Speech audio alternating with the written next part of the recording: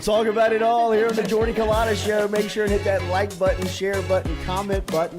You know, one thing about Jaden that I've tried to talk to him about is tightening his chin strap. Because he doesn't tighten it, so every time he gets hit, it looks like his helmet's all messed up. And it's like, oh, God, he just got rocked. For the win! Caught! It's good! LSU does it!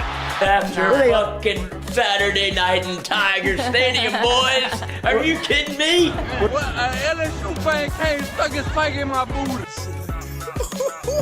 That motherfucker! Fan brought his 2 grandkids by and literally was just 30 seconds. Just wanted to say thank you for the team and the season and what you did and how much it means to everybody here is truly what makes LSU special. Yeah.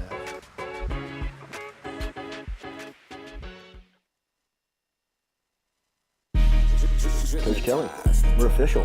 Finally, I'm get a telling chance to meet you. Thought I had to get a private audience with the Pope. It's Jordy. Monday through Friday from 7 to 9. Yeah, you see the notification. We about to go live. We got all your favorite guests. We got them in line. It's the Jordy Culotta Show. Come have a good time. Tearing up, answering the question. I thought, my God, if she gets offered this job, she's going to take it. It's just a crazy, fun time at LSU right now. Isn't this what everybody loves? From the boot to the east to the west coast. No matter where we at, open up the phone lines. Come and join the show. Make sure you tell your friends about Jordy Culotta Show. Yeah. Let's go! Let's go! All right. Nice start. Big day. Nice start. It's the Jordy Culotta Show. Come have a good time. Coach, it's great to meet you. Thanks, sir. Thank you for the time.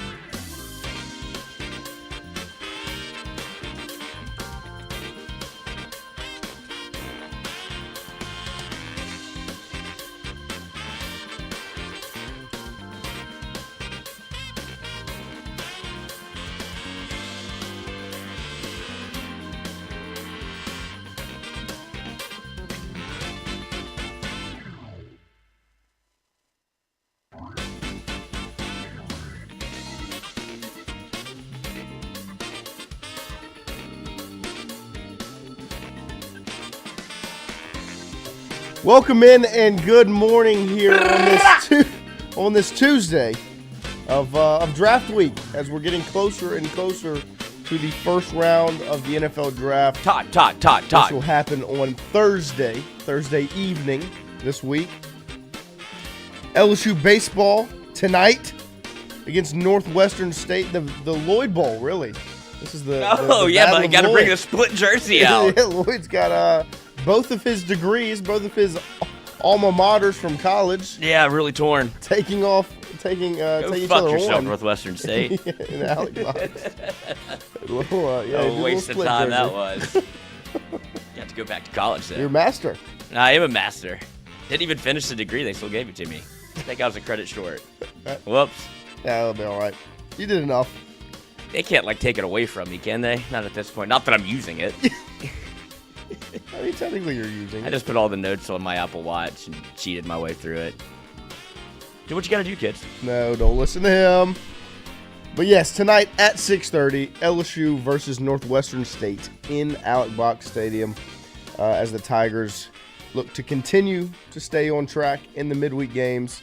Still haven't lost a midweek game this season. Well, there you go, Noah. Nice.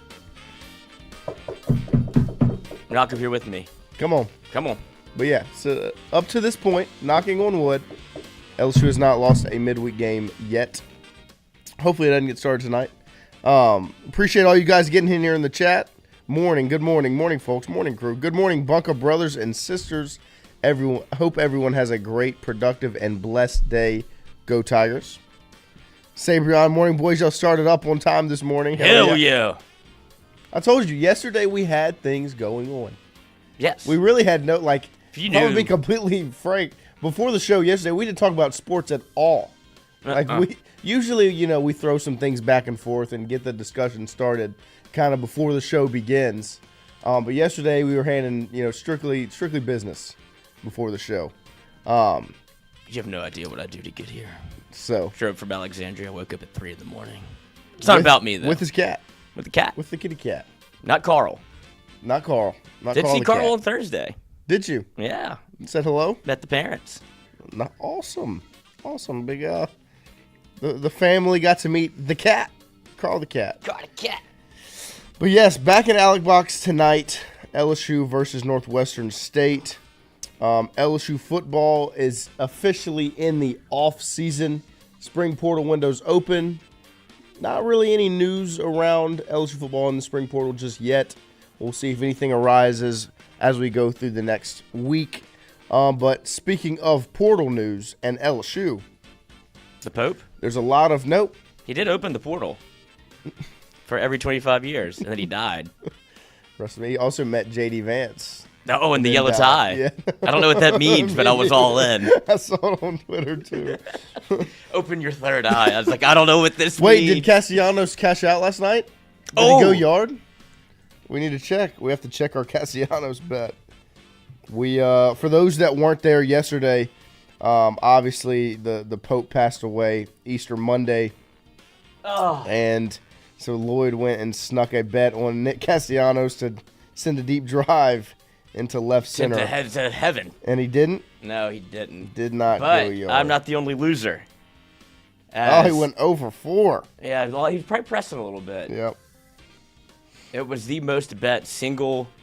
It was a single most bet thing yesterday. That's single most best player That's prop had the unbelievable. most money on it of anything of any single prop, and I think it was like the most gambled on thing in sports yesterday was Nick Castellanos did home run. That's unbelievable. He let us down. He strikes out twice, fouled out to the catcher, and flew out To to deep. center.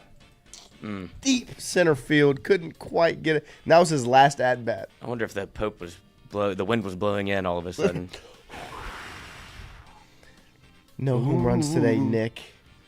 Spectrum Wellcare, Mikey / Lloyd. Great interview with Jake Brown. Yes, excellent stuff last night on Mic'd Up Lloyd. Thank you. The Jake Brown interview was One of those things that whatever, it can kind of get played up too much. People expected a lot from Jake Brown, and his teammates did him no favors, and he was there to let them know about it because he was ragging on everybody. It's great, but it was a lot of, hey, get Jake Brown on, get Jake Brown on. He's the funniest person on the team. Get Jake Brown on. And they're like, yeah, come tell a joke, funny man.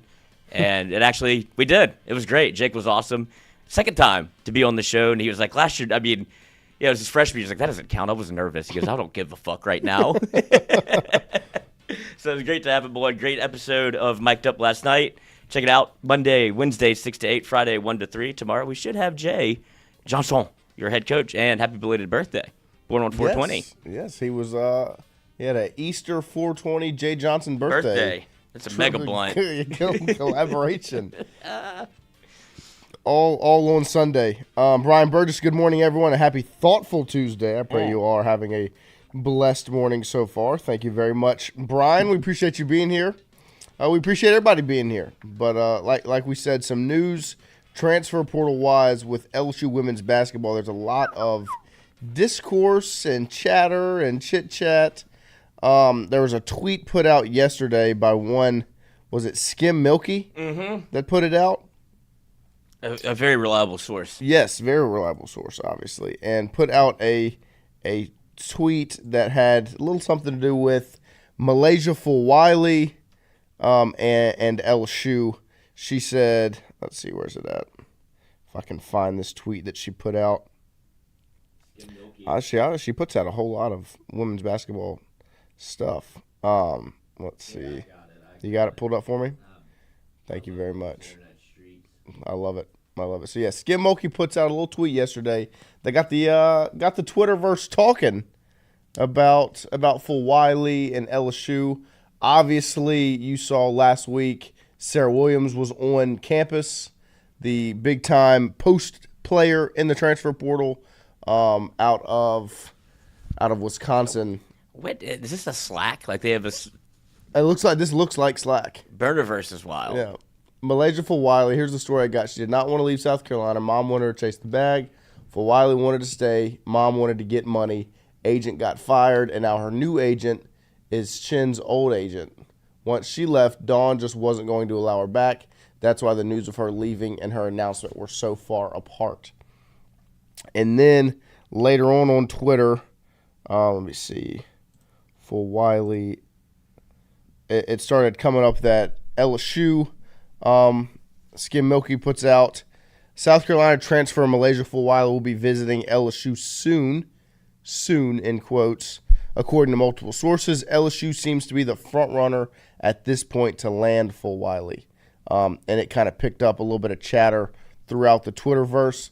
But like I said, they obviously had Sarah Williams on campus last week, who to me would be the centerpiece of their portal class. They've obviously already got Kate Koval. They got Amaya Joyner, two really good post players. But Sarah Williams is a big-time talent. She was on a Wisconsin team that wasn't the best, but she was first-team All-Big Ten, I think, both years. She was the Defensive Player of the Year while she was at Wisconsin. And she's 6'4". She averaged 19 points, 10 rebounds, 2.5 blocks per game last year, and to me would be the centerpiece of the class. But they're going to have to battle UConn for Sarah Williams. But you saw the pictures. We put them out. She was on campus last week, and then obviously I think everyone saw the video of Supper Club. Kind of reminded everybody of the Supper Club video when LSU was bringing the defensive tackles in the spring portal last year, and they kind of got made fun of for taking the football guys to the Supper Club and having the sparklers and the signs and the servers and the whole deal. A little bit different for women's basketball. They bring Sarah to Supper Club. Michaela's there. The coaching staff is there. Flau'jae comes back from her tour, the tour that she's on, to be at Supper Club with Sarah during the official visit. And so if they're able to add those two to this class, this will be the best transfer portal class. And it potentially could be one of the best transfer portal classes that Kim will have brought in since being at LSU, because Malaysia Fulwiley is an undeniable talent. Now, I do have some question marks around fit, because it is a tough move fit-wise, because it would be a ball-dominant point guard coming in and joining Flau'jae Johnson and Michaela Williams, who are both pretty ball dominant themselves. Here is Sarah Williams on her visit at the Supper Club. Really interesting that, but just sign-wise, that you would think that they'd make it to where you can fit Baton Rouge in there. Yeah, it's a little tight. Just a little critique. A little tight. But it seems like a good time. There was Never been to Flau'jae. Supper Club. Really, I've been once. It's good. I am, it's in full disclosure, I'm not a big expensive Lavish. steak guy. Oh. Because I always feel like why do I need to pay You're paying for $80 for, steak that's pretty good? You're paying for the experience. Well, I don't get any. We don't get any of This that. doesn't happen to everybody? This isn't for everybody in Supper Club. This is That would be awesome. This is a special treat every time you walk in. Every time somebody walks in, and then that was Flau'jae next to her in the yellow right here at the end. That's Flau'jae right there sitting by her. This is Michaela Williams videoing. But I always think why do I need to go to Supper Club when I can get a 20-ounce, 24-ounce ribeye at the Texas Roadhouse, At the Texas Club. at the Texas Club, at the Texas Roadhouse for half the price. So if you got recruited where you'd be like, hey, take me to Texas Roadhouse. No, I mean, and they would love you. If the meal is free, it's different. I'm just, I want more bang for my buck, But You would go. What's Golden Corral? come on. Oh. They got steak nights on Tuesday nights. I Do believe? they? I have no idea. We actually, when we went to Western Row for basketball, Central High School basketball this past year, we did the Golden Corral, and that was the first time I had been there since I was maybe 7 years old. Times are tough around the Tingle House. No, this was the team. This was Oh. the team went to Golden Corral. Oh, yeah, the Northwest. Speaking of Northwestern State, the football team, that was their meal every. I guess when they traveled on the road, it was Friday. I don't remember, but it was Friday or Saturday. I was like, yeah, pump the boys full of Golden Corral before they go play football for 4 quarters. That sounds smart. Yeah, great decision. Good Lord. Yeah, so If you thought we Bear used to Jones was waiting outside the bathroom. We did Johnny's before Oh, nice. basketball games when I was in high school, and it was just Well, this is a college program. yeah, I mean that's a little much. But Spectrum Welker only buffets for no. Come on, that's all. Take a breather. That's what he's telling you. But it would those two additions would be massive for LSU women's basketball. When you're talking about Malaysia Fulwiley, who, like I said, the fit just from a ball dominant standpoint, she's leaving South Carolina because she wants to start, and she doesn't want to continue to come off the bench. They obviously got Tanaya Latson out of the transfer portal, and so that would mess with her playing time, obviously. And so she leaves South Carolina. She hits the portal. If LSU was able to get Malaysia Fulwiley, I trust this staff to make it work, but I do believe that it's probably be some learning curve for the fit at the beginning. But she's somebody that's proven in SEC competition that she can dominate, she can score, she can get to the bucket offensively. She's a special talent. My biggest thing that I know Mulkey and her staff are going to harp on with Fulwiley is the defense. Something that she didn't exactly stress in her time at South Carolina. She's got defensive potential because she's got the quick twitch. She can jump passing lanes. But she didn't really, put too much emphasis on her defensive ability because of how good she is offensively. Kim Mulkey wants to play defense, and I think that would be the biggest stressor from Mulkey's staff to Fulwiley is going to be you got to sit down and guard. You got to be active on defense. But to me, Sarah Williams, even if Fulwiley does come to LSU as well, Williams would be the centerpiece of this portal class, and one of the three. She would be a part of a new big three with Flau'jae and Michaela, and obviously Fulwiley if that happens. But if they're able to get Sarah Williams and Fulwiley, I see them as one of the top 3 teams in the preseason rankings. The expectations are going to be very high. Cordell Music, Jada Richard fits better to start. I don't completely disagree. I think that's a lot of the thought process as well. As some people are nervous about Jada and her future if they do go get Fulwiley. But I still think there will be a role carved out for Jada that's pretty big because she is a very different skill set than anyone else really on the team in the way that she plays. And I think there's going to be a massive role for her regardless of what happens. My biggest thing that Fulwiley will be able to bring to the court is you have another guard that can score where you can give Flau'jae and Michaela a break. It's not as stressed on 4 and 12 to go out there and score every game. So Randy Jones, we need some good guard play. That's what you would like to see for LSU. But those two pieces could be massive for LSU women's basketball, and I think there definitely is smoke on both of them, both Fulwiley and Williams. Obviously, you saw Williams on campus last week. You saw the video Lloyd played of them at the Supper Club. LSU's pulling out all the stops, throwing all the everything they can at Sarah Williams, try to get her on campus because it would be massive, absolutely massive. She's a 6'4" post. She would slide right into the lineup, bring some really good size, and then obviously Malaysia Fulwiley, just from a talent perspective, she is entertaining undeniable to watch. My God, undeniable. I mean, she's got on a string. This is just sit back and watch. Behind the back, right hand reverse on the left side. It's a different brand of basketball. Yeah, I mean, it's you talk about wanting to get out and run. I mean, this is a fast break bucket. Just beat everybody to the cup.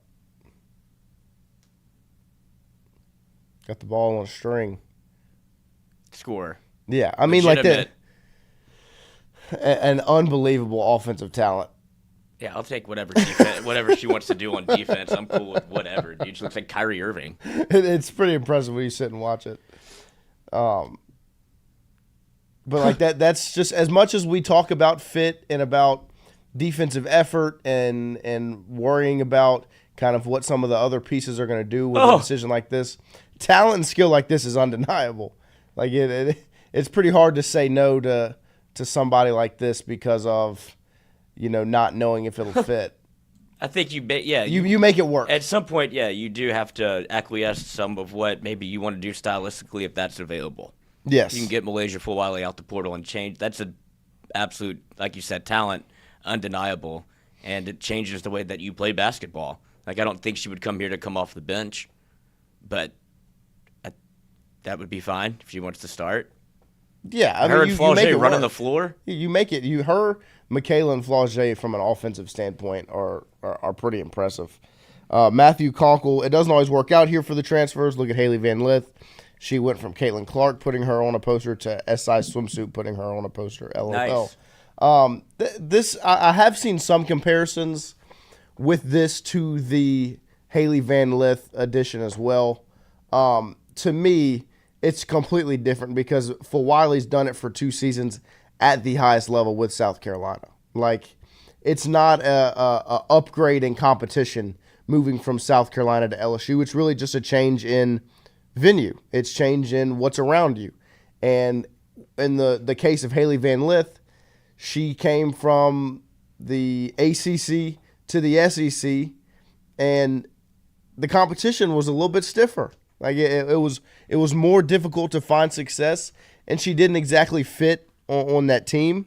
But she didn't exactly, I just don't think she was truly ready for that level of competition up to that point yet. She took the step back. She went to Kansas or TCU and reset. Not in Kansas anymore. I was about to say Kansas State because of the purple. Went to TCU in the Big 12, obviously not SEC competition, and they go on a run. Now they run into SEC competition in the Elite Eight in Texas, and kind of got throttled. So I mean, it's a little different because Fulwiley has done it against the top tier competition at South Carolina for 2 years, and so I think it would be an easier transition than it was for Van Lith to come from Louisville to LSU. So. Sabrion Green, what was the point of Wolfenbarger leaving? I just think that if you're able to bring in, you get a Maya Joyner right after she leaves. You obviously brought Koval in already. If you're in the position that I think LSU believes they are with Sarah Williams, you need the spot, and really, where would Jersey's role come in if you add both Joyner and Williams? And then you go through and you have the wings that you have already. You have that freshman class that's coming in. Where would Jersey's role truly be? In addition to that, I think Aaliyah Del Rosario announced her commitment to Vanderbilt, so she will stay in the SEC. Obviously, last year, Poa, Arizona State, and I believe Samaya Smith committed to Virginia was the school I saw. Yes, Samaya Smith commits to Virginia.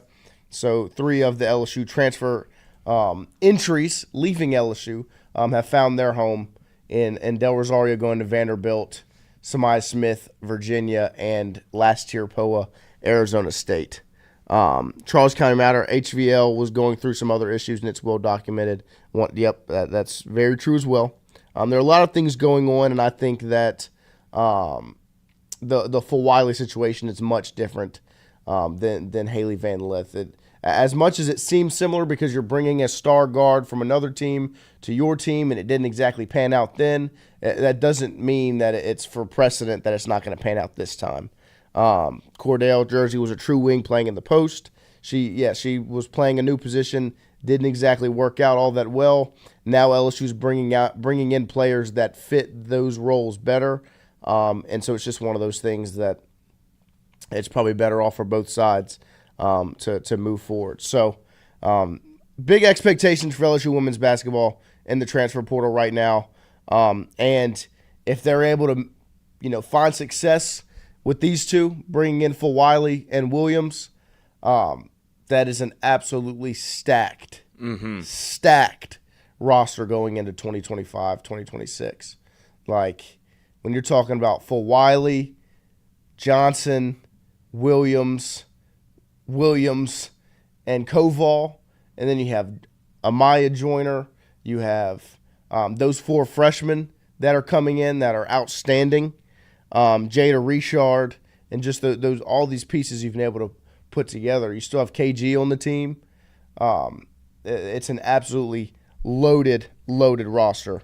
Andrew Messina, I too would like to play for Molly Miller at Arizona State. Committed.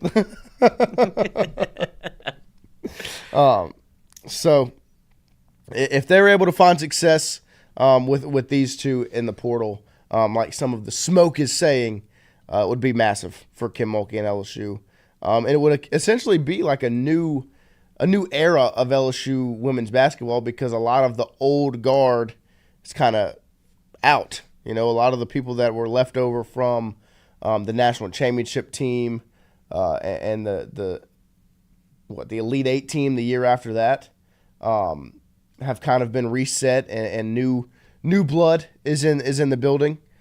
So we'll see what happens. We'll definitely keep you guys updated as the news comes out. But the expectations are going to be unbelievably high regardless. But if they're able to make these additions, that is a loaded roster. And they've added only Kate Koval from Notre Dame and Amaya Joyner from East Carolina. Those are 2 additions. You lost 5, added 2. Yep. 3 in the recruiting class, correct? 4. 4 in the recruiting class, and now you have 2 more prospects that are circled. Yeah, and if it ends up being Koval, Joyner, Williams, Full Wiley with Knox, Johnson, Hines, and Barrage as your 8 new pieces added, that's about as successful as an offseason can get. Yeah. If I'm going to be completely honest with you. No, not trying to LSU bias my way into it or anything. That's a pretty impressive offseason regardless of who the team is. Sabrion Green, is McMahon going to get some more portal guys? Haven't heard nothing on the man. They did have an announcement come out yesterday. Let me see. Howard transfer Blake Harper. Told League Ready he's considering the following 4 programs: Creighton, Ohio State, LSU, and a return to Howard. He was the MEAC Player of the Year, averaged 19.5, 6 rebounds, 3 assists, and shot 40% from 3. So that's the latest news for the transfer portal with men's basketball and LSU. Harper is a 6'8 freshman Like we said, averaged 19.5, 6 rebounds, shot 45% from the field, 40% from three, which are pretty impressive splits. So we'll definitely keep you guys updated as the transfer portal news rolls on through. Chicago Cheetah, this would be like winning the transfer portal and the recruiting class at the same time. No, I mean, that's the goal. When you look back to before the 2024 women's basketball season, that's what they did that offseason. You bring in Morrow and Van Lith and those pieces out of the transfer portal, and then you have your recruiting class of Michaela Williams, Aaliyah Del Rosario, and Janae Kent, and that crew. That was the number one high school class, the number one portal class, and the expectations were unbelievably high. And right now, LSU's in a position to do that again in women's basketball ahead of next year, if they're able to close out some of these transfer portal deals with Fulwiley and Williams after already grabbing Joyner and Koval out of the portal. So Randy Jones, Coach Kim is recruiting like Coach J. Speaking of number one portal class, number one high school recruiting class, that feels like Jay Johnson's off season every year. And they'll obviously be back in Alec Box tonight. So that's the biggest update LSU news-wise, is to keep your eyes on the transfer portal with women's basketball, because as quiet as they've kind of been, only making 2 moves, if they're able to make this happen with these next 2 pieces, these 2 pieces that the smoke is arising, talk about a splash. That would be about as big as it gets. Yeah, and it feels like, I'm not going to say it's happening, but it feels like this is a move that LSU has kind of been working on to make a move in the portal. And if it's these 2 players that they're able to get out of the portal, that would be a kind of, I don't want to say it's expected because it's a huge haul to be able to bring in. I think that would be probably the number 1 ranked transfer portal class. Oh, my gosh, yes. And far so away. And they've already added some pieces, but it felt like from everything we've heard that they were going full force into the portal.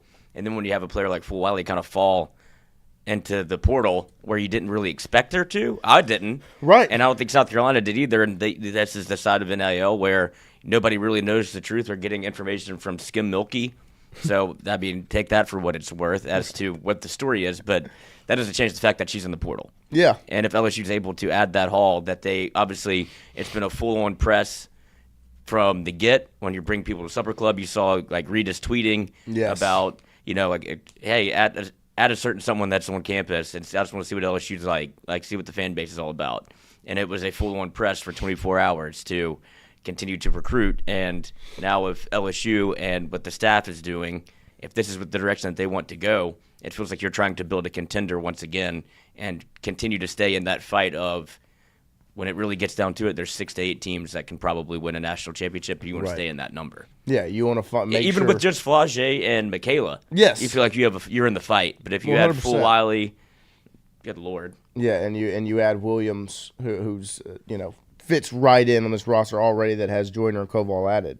I mean, and that's one of my favorite things about this LSU women's basketball program, coaching staff, is the way they handle these recruitment. Like, there's not really another school that can make it pop like LSU can. Like, just from a social media standpoint and a brand standpoint of, like, you have an assistant coach, kind of the lead recruiter, and Gary Reedus put out a tweet, and in the span of 24 hours, I'm sure Sarah Williams' phone was like on another planet, just blowing up, because the entire LSU faithful, LSU women's basketball fan base was adding her, tweeting at her, replying, quote tweeting, the whole deal. In the way that only the LSU fan base has really, done. Like, this is something that's become pretty consistent with the LSU fan base on social media, are these hashtags and getting active and getting in contact with the players. Like, I've seen a whole lot of contact between the fan base and Joyner, the East Carolina transfer, in just a way that really only LSU is able to do so. And that's probably one of my favorite things about this fan base is how much they love to be involved. You know what I mean? And that's what LSU women's basketball does such a good job of, is involving the fan base and the community and the LSU faithful because not only does it help the recruitment of the player, it creates a bond between the player and the fan base once they do arrive because the fan base is already invested in that transfer portal edition or that recruiting edition because of the effort that doesn't seem like much that they put in on social media, tweeting and adding and conversing and all of those things. It's really awesome when you see those things kind of pan out. And I love how much emphasis that staff puts on creating stir and buzz like that they do on social media. So shout out to Mulkey staff, shout out to Reedus and Schwartz and the work that they do on social media to keep the LSU women's basketball brand popping in the manner that they do. So make sure to keep your eyes peeled to the social media. We'll try to be as quick on it as we can to get the news out if the news arises. So make sure you're paying attention to our social accounts and pages to stay updated. South Carolina fans will be not I'm sure Twitter will be a very safe space for everyone included if Elijah Fulwiley goes to LSU after leaving South Carolina. It'll be interesting. That's for sure. That fan base is already very contentious. Yes, yeah, very much so. South Carolina very loud on Twitter. They are, and they are very loud about LSU being immature and disrespectful and being a fan base that handles things in an immature manner. I'm just very interested to see if Fulwiley does end up committing to LSU. Some of the things that are said and done on the social media sphere by the South Carolina fan base. Because it seems like it's already a little bit of a PR adjustment, like even just putting out the note that, Skim Milky obviously got her information from somewhere. And news like that seems like something that would come out from the South Carolina side. And obviously I don't know how much truth there is to it because it's Skim Milky tweeting it. But that it sounds like something that would be PR of Malaysia didn't actually want to leave. Her mom wanted the bag and this, that, and the other, and she tried to come back, but Dawn said she couldn't. Dawn said that there's no way you're coming back once you've entered the portal and all of that. When in reality, if you just look at it on paper and you try not to think too deeply into it, Raven Johnson announces she's coming back, and that's a player that started over Fulwiley both seasons already, and they add Tania Latson out of the portal. If you just look at it pretty surface level, you can see why Fulwiley would hit the portal. She's going to be coming off the bench for the third season in a year that she thought Johnson was going to leave and it was going to be her opportunity. That didn't happen. Not only does Johnson come back, they add the best point guard in the country out of the portal, and Fulwiley says, I'm going to find my opportunity elsewhere. To me, that when you're looking at it, that's all you have to really look at. There's no reason to look deeper into it. Yes. More than just her mom wants to get the bag. Because, that obviously is the most popular reason, I guess. Skip Milky does be having some sources now. Neil Harrow will be named the next head coach at LIU per source April 18th. This is crazy. Skim posted this almost before it was even finalized. So they are making Skim Milky's out here running the Twitter streets for women's basketball. Yeah. And if you want to, you can join his burger ball if you'd like. How about link in bio? That's not the link in bio I'm used to. Malaysia Fulwiley, not Malaysia. Malaysia, not your Malaysia. Malaysia. Kimberly, if she kill comes the Prime here, Minister of Malaysia. Y'all got to pronounce her name correctly. Malaysia Fulwiley. There you go. Thank you, Kimberly. But yeah, no, there was precedent for her to leave. So make sure you keep your eyes peeled and locked in on the social media sphere for some LSU women's basketball news, because there should be news coming up pretty soon, whether it's positive or negative. There will be some new news coming in the coming weeks for the transfer portal with Kim Mulkey and her crew. On the LSU football front, not that much going on. On the college football front, it looks like there was a trade completed in college football, Yeah. Lloyd? Did you see that? I did. So Nico Amalivialava decides to transfer from Tennessee, the whole deal, and he is now officially committed to UCLA. And his brother, I don't know if you saw Before we get there, I'm just reading through these posts. on Skim. Yeah, South Carolina fans are wild. Yeah, they're one of a kind. Don is their, Christ on the cross. If Dawn wants her out, Dawn knows best. There you go. Mama Dawn said she could go. We don't need her. Okay. Dawn said she can't come back, so she can't come back. But Dawn says goes. It's like it really is like Saban, Hell yeah. like what Saban was with Alabama. I mean, not from a nobody would ever beat Saban, but just from the fan base, the chokehold that the head coach has on the fan base. It really seems like a little bit like Saban's dynamic, where it was, if Coach Saban says he can't come back, he shouldn't be on Alabama's football roster anyways. And that's what it seems like a little bit. So, but back to the trade in college football in this new era of sports. Nico commits to UCLA, and then Aguilar is the quarterback that was committed to UCLA from Appalachian State. Joey Aguilar, I believe, is who it was. He commits to UCLA out of the portal. And when the Nico news arises that he's committing to UCLA, Aguilar then hits the portal again, and he's now committed to Tennessee. So Tennessee gets their quarterback, UCLA gets theirs. It was a nice little swap. And what really was essentially a college football trade. Yeah, there's really, if this happened to any other, and like professional football, which I guess college football is getting there, but if this happened in the NFL, it would be called nothing more than a trade. But because of how this transfer portal thing works, it's like they can't trade players, can they? Well, you kind of can negotiate a way to trade effectively by just, okay, if you're UCLA and you want to take Nico and his brother, by the way, who's left Arkansas to go to UCLA too, like what the hell was going on over there? If you're worried about Malaysia's mother, I think we need to worry about Nico's dad and Nico's brother's dad. Same person, but he's in Arkansas for a year, and then he goes to UCLA. Yeah. Nico's at Tennessee for a year and a half. He was a redshirt freshman, correct? Didn't he? Yes. He played in the bowl game, Yeah. and then he started. So he's going to be a redshirt sophomore, and he can leave after this year. So Wow. you might be getting UCLA a 1-year rental, because it does feel like bag chasing at its finest when it comes to 100%. Nico. But in a stunning and unprecedented twist, Tennessee and UCLA have effectively traded starting quarterbacks. I'm with Nico's drama and Aguilar's consistency. Did the Vols come out on top? Do you think you can give a future recruit, throw that in there, future first? That would be unbelievable. We'll give you a commit too. Yeah, we'll give you his brother. Yeah. We'll help facilitate.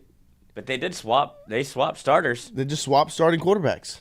Like, it literally looked like it's like a sign and trade, because UCLA gets Aguilar out of the portal up front from Appalachian State, and then the Nico news arises, and it's just a sign and trade. Mm-hmm. It's like the NBA offseason. Just straight up, you know what? We like Nico a little bit better. We just signed this guy. Y'all can have him. And that's what happens. Yeah, and even if it had to be some sort, I don't think it was negotiated as a trade per se, obviously, but Right. if you're Aguilar, you just signed Nico, I just signed with you out the portal. Who needs a quarterback now? Tennessee, I'll go over there. Like, this is on the surface of it, it's a calamity. Like, absolute, Yes. like, it looks like a disaster. Absolutely. But college football fans are going to continue to be fans of their team, and it's not like it's going to break the sport, even though it feels so broken. But if you're Tennessee, like, we just got a quarterback. That's all you care about, is making sure you have players. You don't care how you get them. Yeah, and so I mean, while it's effectively disgusting, like, all of this is so dirty and grimy, it doesn't matter. If this happened to LSU, you'd be like, oh, hell yeah, we have a quarterback now. That's what I'm trying to think of. Has there been a trade, like a similar This trade isn't- type situation? I don't think so. Obviously not to this extent, where Yeah. it feels like it's very obvious It what was a happened. quarterback swap. Right. And so I It's don't like think that- Matthew Stafford and Jared Goff. it's yeah. It's a trade. We take your starting quarterback. You can have ours. But that's where, if this isn't something that puts more emphasis on what's happening in the transfer portal when you have effectively a trade, what's to stop, like, if I'm Joey Aguilar, and what if he brought a receiver from Appalachian State? Like, now I wanted to play with him. Now I'll go to Tennessee, so you got a 2-for-1. Yeah, I mean, there could be the snowball could continue to roll. Oh, it's not stopping. Like I'm just saying, even for these two teams, like in the offseason, where like changes can continue to happen in this spring window between Tennessee and UCLA, where Nico can bring, I guess, a wave of players, and Aguilar can have guys that wanted to play with it. Like, it can really continue on from here, but it really is an unprecedented kind of situation. It's something we've never really seen before. And I guess if it were LSU, I don't really know how I would feel about it. Because, like, it's easy to look at it from this standpoint of I don't have skin in the game with Tennessee or UCLA. So it's like I don't really care. It looks grimy from the outside, but, like, if it was LSU, I'd be like, well. It would be one of the big, we'd be covering this thing from tip to tail. Yeah, and it'd be completely different. Like, when I look at it from Tennessee's standpoint, I understand why they handled it the way they did. And also, if I'm UCLA, I probably understand why they handled it the way they did as well. I mean, they got a Power 4 SEC college football playoff quarterback for a price that's not the price that he thought he was going to get. And all they had to do was give up the guy that they got from Appalachian State, who may pan out to be a very good quarterback. Pan out. And Nico might get to UCLA and be, a world beater. But it's going to be something to definitely keep your eye on if you're a college football fan, is both of these quarterbacks at their new stops. How does it end up working out? I guess we'll see. Seville, UCLA will be average, and he'll be the star of his average Big Ten team. I agree. 1, 2, 3, 4. UCLA won 5 games last year. Yep. Like, are they serious about football or not? I can't tell. Because this is I can't tell either. One of the bigger transfer portal news. And it felt like UCLA the entire time, obviously from California, but I don't think it was UCLA the entire time. I think they thought they had other suitors that they could go. I think they thought they could get $4 million from a big-time school. From Tennessee. Yeah. I think they thought they would go to the portal and hopefully be able to negotiate, because you've seen that happen before. Yes. Where you've had players sit back down at the table. Yeah, hop in the portal and then come back to the same school that they originally intended to transfer from, and that was clearly a negotiation tactic. I think that's what Nico and his camp were trying to do. And then you see Tennessee like, we're good, actually, on that. And then they hit the open portal, and it became UCLA or where, because I don't think anybody really wanted the mess that comes with it. Because and I don't think it's Nico as much as the dad. Yeah. But that comes with it. That's part of it. And you're seeing the same thing with, like, Malaysia. Like, I'm sure people are having the same conversation of, I mean, is that do you rumor want, true? yeah, Or right, do you want exactly. the mom that wants the bag? Right. Yeah. And so you kick the tires on this, and people are saying, like, Malaysia's going to offer or command a certain amount of money. And for Nico, that's what it became. And I don't know if he took a pay cut to go to UCLA. People are saying he did. He took a haircut. But I don't know. But for UCLA to get in this game, it's almost like there was no other choice. Yeah. Yeah. No, I mean. And you get two. Like I said, you get it. Yeah, you get the brother as well. So, I mean, for UCLA, I think UCLA needs a jump start. He gives them that. I mean, this is a point in that program's, current trajectory that can push kind of put them in a position to find some success, because, I mean, they're not in a very good spot if they want future success, if they're UCLA, because they have had, I think they're with a first-year play caller this year. Bieniemy's gone, I believe. That's probably a good thing. And they're in the Big Ten now. Like, it's not the Pac-12 anymore. You're not just going to be able to beat Washington in a down year and try to compete with Oregon and USC.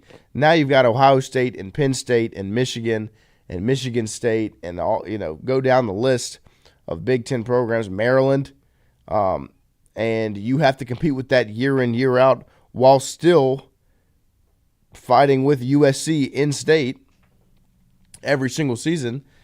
You needed something to give you some semblance of positivity looking forward, because there's not really much if you're looking at it from UCLA's standpoint. Before Nico, what did they have going for them besides we were in Los Angeles? It was Chip Kelly, and then Chip Kelly tucked tail and ran to Ohio State because he had the same realization that a lot of these older college football head coaches, I'm not doing this anymore. I don't think Chip Kelly would have negotiated with Nico. Right. These are all the things that he doesn't want to do. So he said, I'm going to go drink a nice cold Coors Light in the booth and call some plays. Come on. And not have to worry about and it. now he's back in the league, right? He left again. He's in Las Vegas. Yeah. Pete Carroll. Yeah. So, UCLA was in this is a kind of a launch point, like Kimberly said. It could be a point to put UCLA in a position to find some success, maybe get some sort of momentum. And they hired familiar name, former Indiana co-offensive coordinator, but a name that if you're an LSU fan, you should remember, Tino Sunseri, quarterback at Pitt. And he obviously was there from, I think, 2008 to 2012. But he was a part of that Pitt team. That was 2007. I don't know if he was there for that or not. I don't know if he was a freshman. He may have been. But that Pitt team that beat West Virginia, so LSU could go to the national championship in 2007. I don't know if he was on that team or not. But I remember him playing. But he was a former, like I said, he was with Tua also. And Mac Jones when he was at Alabama as he was a graduate assistant. Then he goes to Indiana, and you saw that he was at James Madison also. So he went over with that coaching staff and then left Indiana to become a play caller at UCLA. So they are making moves that seem like they're interested in being good at football. So we'll see. Yeah, we'll see what it looks like. A plan is kind of coming together out of necessity for UCLA. Because you would assume UCLA would be able to find success in the NIL you would hope. world. It's one of the two premier colleges in the state of California. It's the University of California in Los Angeles, which is, one of the meccas of the world. And you would think they'd be able to find some NIL success. And they're making a couple of moves that could ultimately bring some semblance of success for their future. And I think this Nico addition, as much as I didn't think Nico was worth the $4 million, it's not because I think he's a bad quarterback. He's a talented quarterback. Yeah, talent is there for sure. And you saw Tennessee put out some of the clips from Nico's tenure at Tennessee where they were trying to, he doesn't want to play in this offense, and it's 15 overthrows that all could have been touchdowns. Right. And so if he wants to, I don't think that's the reason he left, because you've seen that offense produce very highly effective quarterbacks in college football. And we talked about this a little bit, but it could be he wants to play in a more professional system to get him ready for the league. But UCLA has kind of stumbled ass backwards into trying to compete a little bit, hiring, because after Chip Kelly left, they didn't have a coach. Oh, yeah, it didn't they seem just like hired Deshaun in-house. Foster. He's a former player there. That was the running backs coach that said, I'll take it. And then you saw the press conference. That was an absolute debacle. And then they're hiring coaches. They got a quarterback. So they're kind of – you're watching it happen in real time of them trying to be competitive maybe. Yeah, we'll see if it happens. UCLA's schedule this season, obviously they are in the Big Ten, so it's not going to be quite as easy to find success as it may have been in the Pac-12. They have Utah, UNLV, New Mexico, Northwestern, the very vaunted Penn State. What a matchup, Nico versus Drew Allar. Michigan State, Maryland, Indiana. That'll be a fun one. Battle of the coaches. Yeah. Nebraska, and then at Ohio State versus Washington at USC to wrap up the year. So, God, that you travel could pick schedule, a couple. You man. could pick a couple wins in here. Yeah, no, I think Utah up front.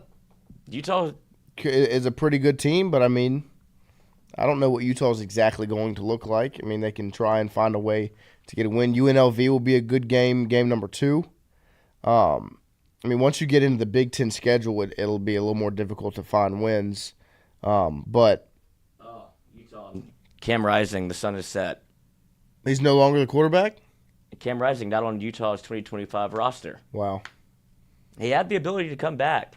Yeah, man. In eighth year of college football due to injury-related waivers and COVID-19, it's not expected he will play quarterback for 2025. New quarterback, Devin Dampier. Probably for the best to move on from it would have been great to have 8 years in college football. Your eighth year quarterback. But they have a good coach. Kyle Whittingham always has a competitive program because you've seen Utah. I think they won the Pac-12 over USC 2 over years ago. USC. Yep, and They Caleb beat 'em Williams' twice. Heisman year. Yep. And so they always are. They're a sneaky great team to bet on. Yeah, So they always will be competitive. that's for sure. Yeah, I mean UCLA has a. End of an era at quarterback in It is. Utah. It is. I mean, for Rising to be gone, our guy from Oklahoma State is gone. Yeah. The million-year quarterback. Like it's a lot of new blood in the sport. One remains. Come on. John Emery. And Returning. In the portal. See where he ends up. Maybe he goes to UCLA. That was the smoke last year. That it was. He took a visit to UCLA before deciding to return. Looked great in the uniform. Maybe he slides back to Los Angeles and teams up with Nico. And Somebody's getting a player. Somebody's going to get a dog. And John Emery. Should be LSU. Don't overthink it. Come on home. Run that on kick. They're He down wants back. to do a little more than that. So, Seville, he Keep the needed tread to on the retire. tires. Huh? Keep the tread on the tires. Get ready for the league. Yeah, Split but I some think carries. he wants to prove a little bit more to get. Oh, to the he'll league. find his way in the backfield. You saw it think already so. happen once. Yeah, game one. 10 carries, 55 yards. Electric. Yeah, New run game coordinator. find a way.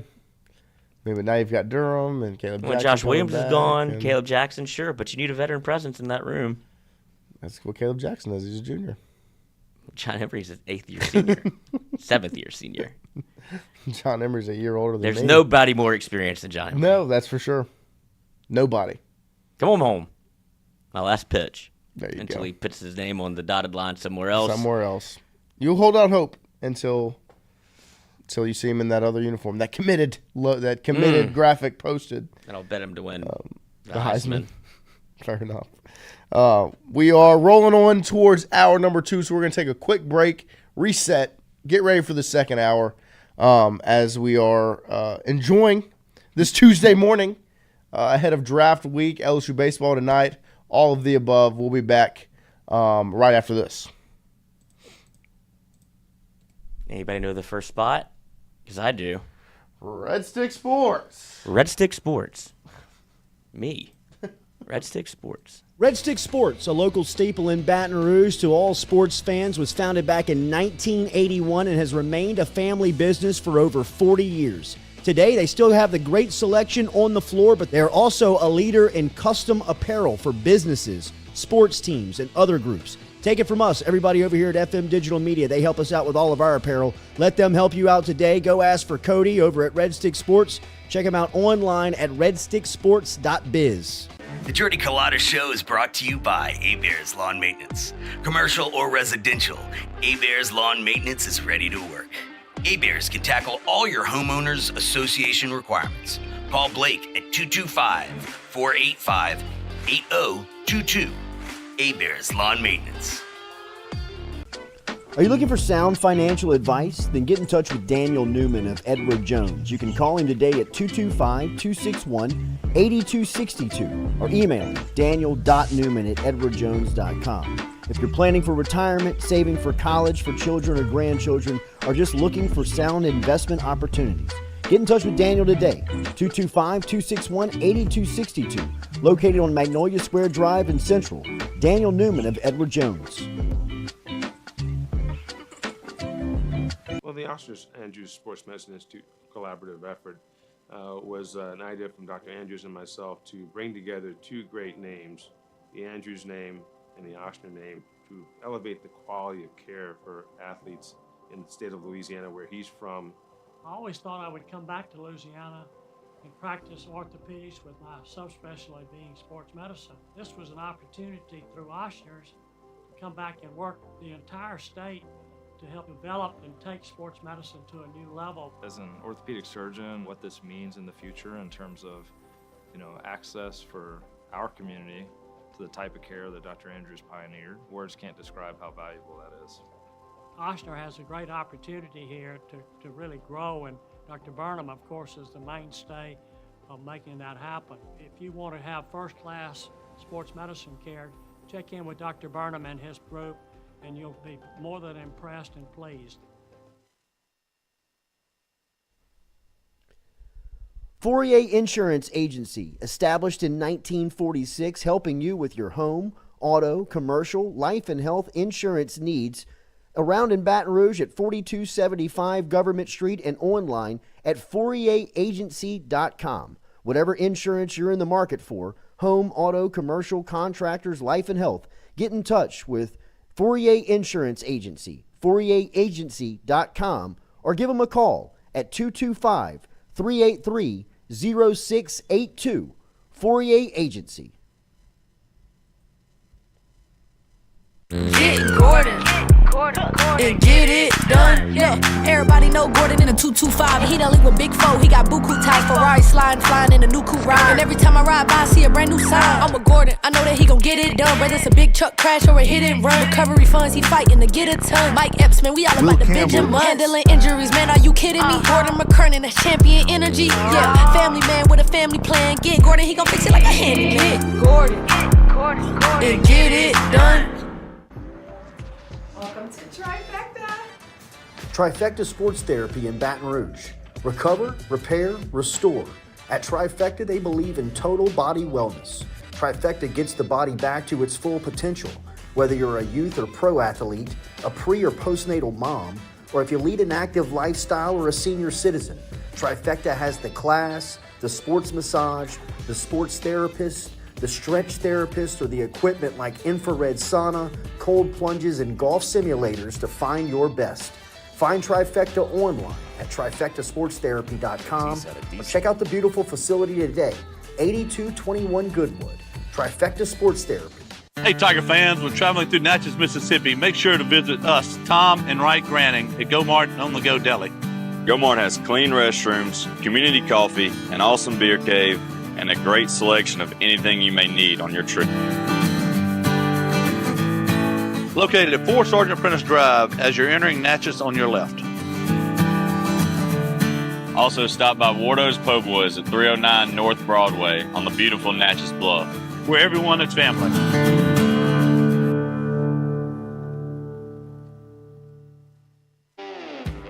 Got chores that need some extra muscle, but a large piece of equipment is overkill? That's what John Deere compact utility tractors were made for. Powerful enough for the work you need to do. Compact enough for how you need to do it. Find the equipment that's right for you at Sunshine Quality Solutions. Check out our current promotions and learn more about what it means to be powered by sunshine at sunequip.com.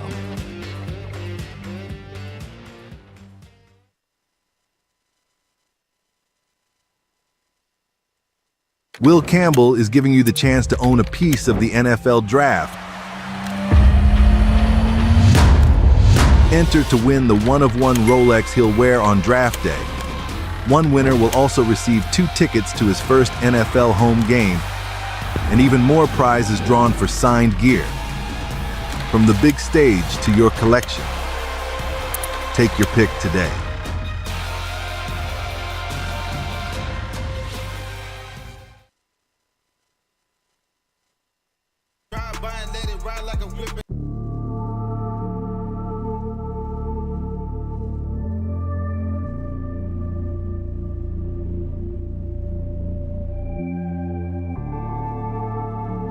Hey, Chino. Cut my headphones up, bro. Yeah, right there. Now I'm focused on getting deposits. Evil in the way, now I'm just driving around it. They said I need a soul searching, I already found it. I unlocked my other side, now I'm sounding astounded. As you see there, Kettle Shop is a watch company that's Kettle.shop/win.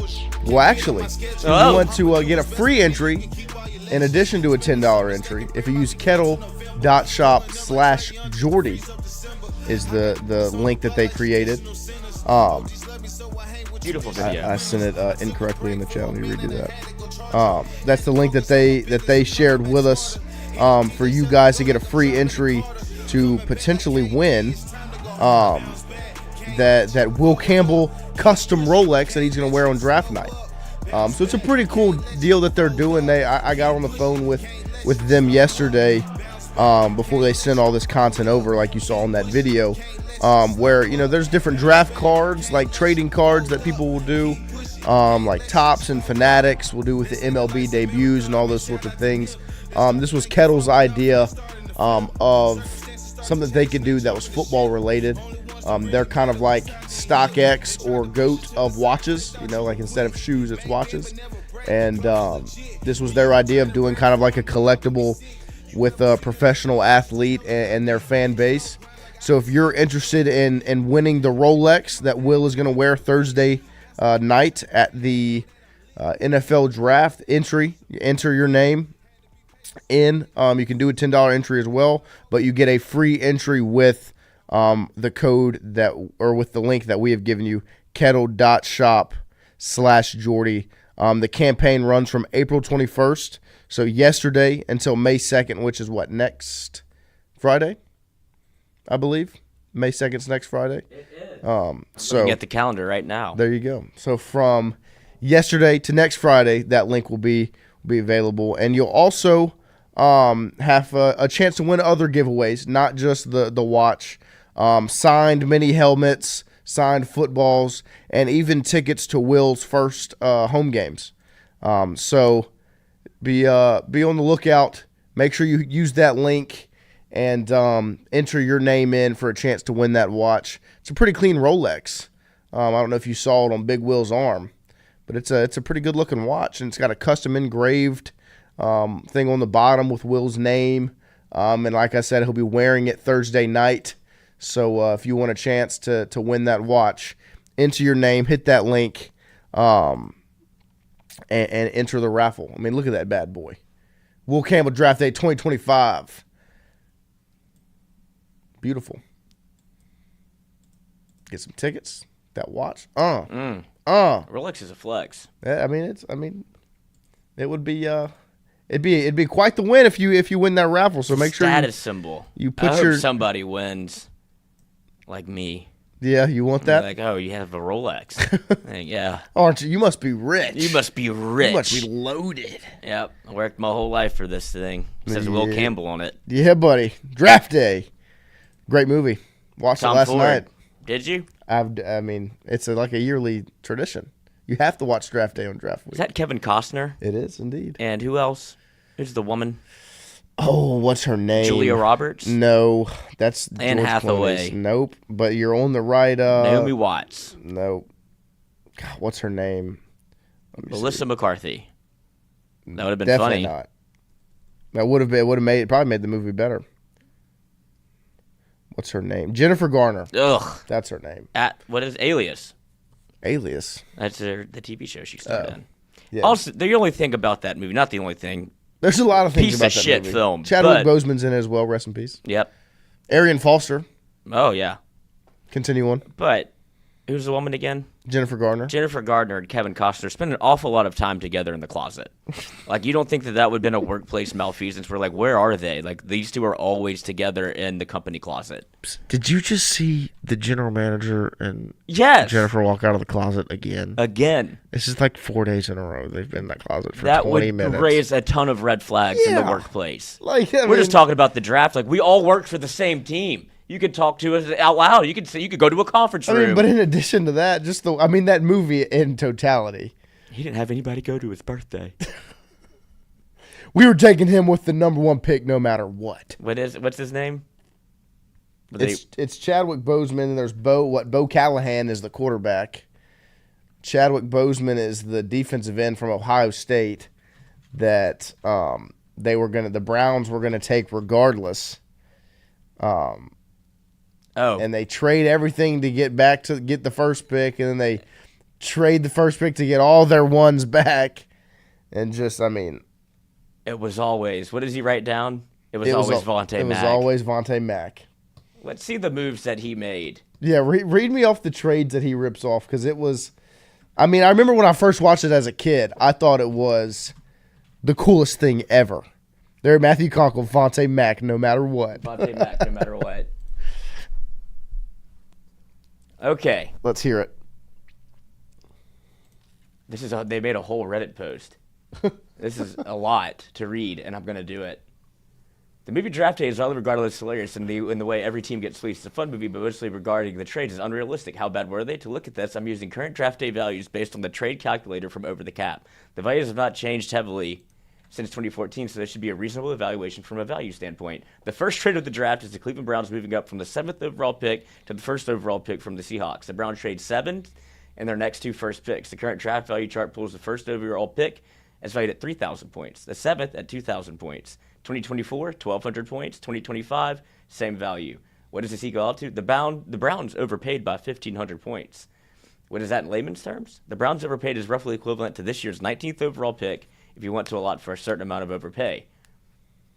Rating 4, pancake-eating motherfuckers. The Seahawks fleece the Browns. It's a full-on screw job here. Second trade of draft day comes after Sunday trades up to 1 and takes the same player anyway, Vontae Mack, no matter what. As he sees Bo Callahan fall, he sees nothing but pancakes in front of him and knows he's got the syrup. He trades for the 6th overall pick by trading the Jags this year's 7th, and the following 2 years as well. This year's 6th overall pick, 7th pick, and what does all this mean? And the 2025 second-round pick again. Sending the Browns once again is overpaid.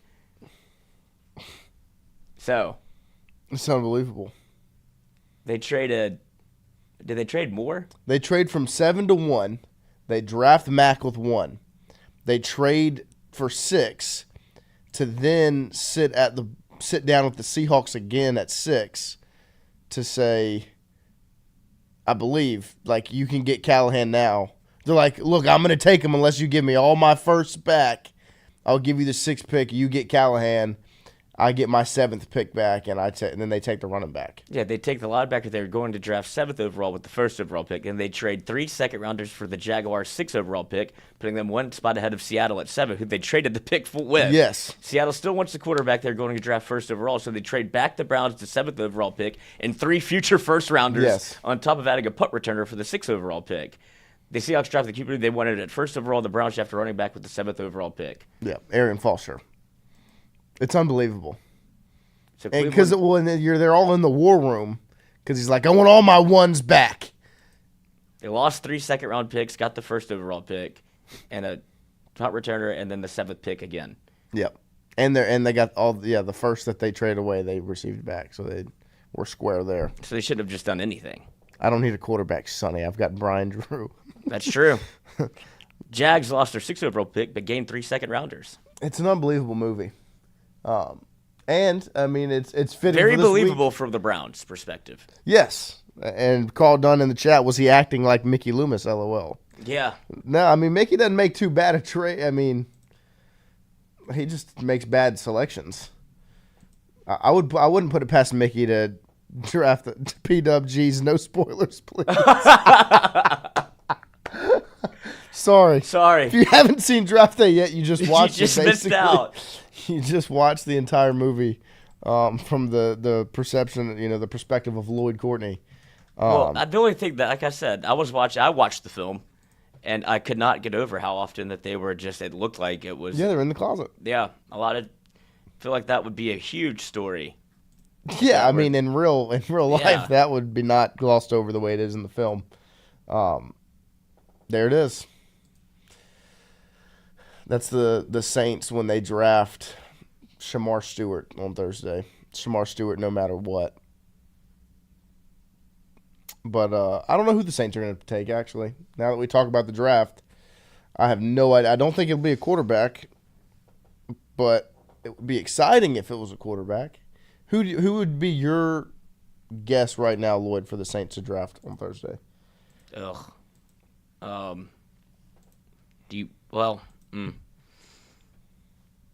They can't. I think Nick Underhill put it the best way. It's like, don't take a quarterback just to take a quarterback. 100%. And that's where it feels like some of this is projected to go, where you've seen, Mad Mel Kiper. He's decided that, it was 2 months ago that they were taking Jackson Dart at 9, and then all of the Shedeur Smoke started at 9.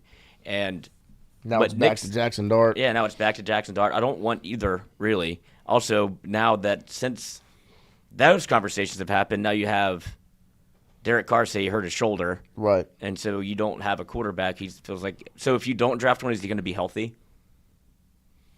Or does he just not want to play out his tenure with the Saints? I think he's just done with the Saints. So you can't trade him and you have to pay him. Because they didn't do a physical before renegotiating the contract. Yeah. That seems like a bad move. But if the one thing that I will say, I've talked myself in and out of this, but if they take Shedeur, it would be at least a little exciting. Yeah, well, that's similar to where I'm at. Who else would you take at 9? I think with 9 you take best available. If Genty's there, you take him. But I think either Jacksonville or Las Vegas ahead will probably take Genty. I wouldn't be mad at Tyler Warren, but I do think you can get a Mason Taylor or somebody later on in the draft. You don't have to. Even the Harold Fannin Jr. from Bowling Green, who's a freak. 1,000-yard tight end. Or if you can get Mason Graham, the D tackle from Michigan. If those players are available, I don't see why you would go quarterback. But my interest in the Shedeur Sanders pick is solely from it would give you something to be excited about as a Saints fan. You would get media coverage out of it. You'd get media excitement out of it. You have the whole, New Orleans would be excited. The fan base would be excited. It would be something positive for a franchise that hasn't had much positive news over the last 5 years.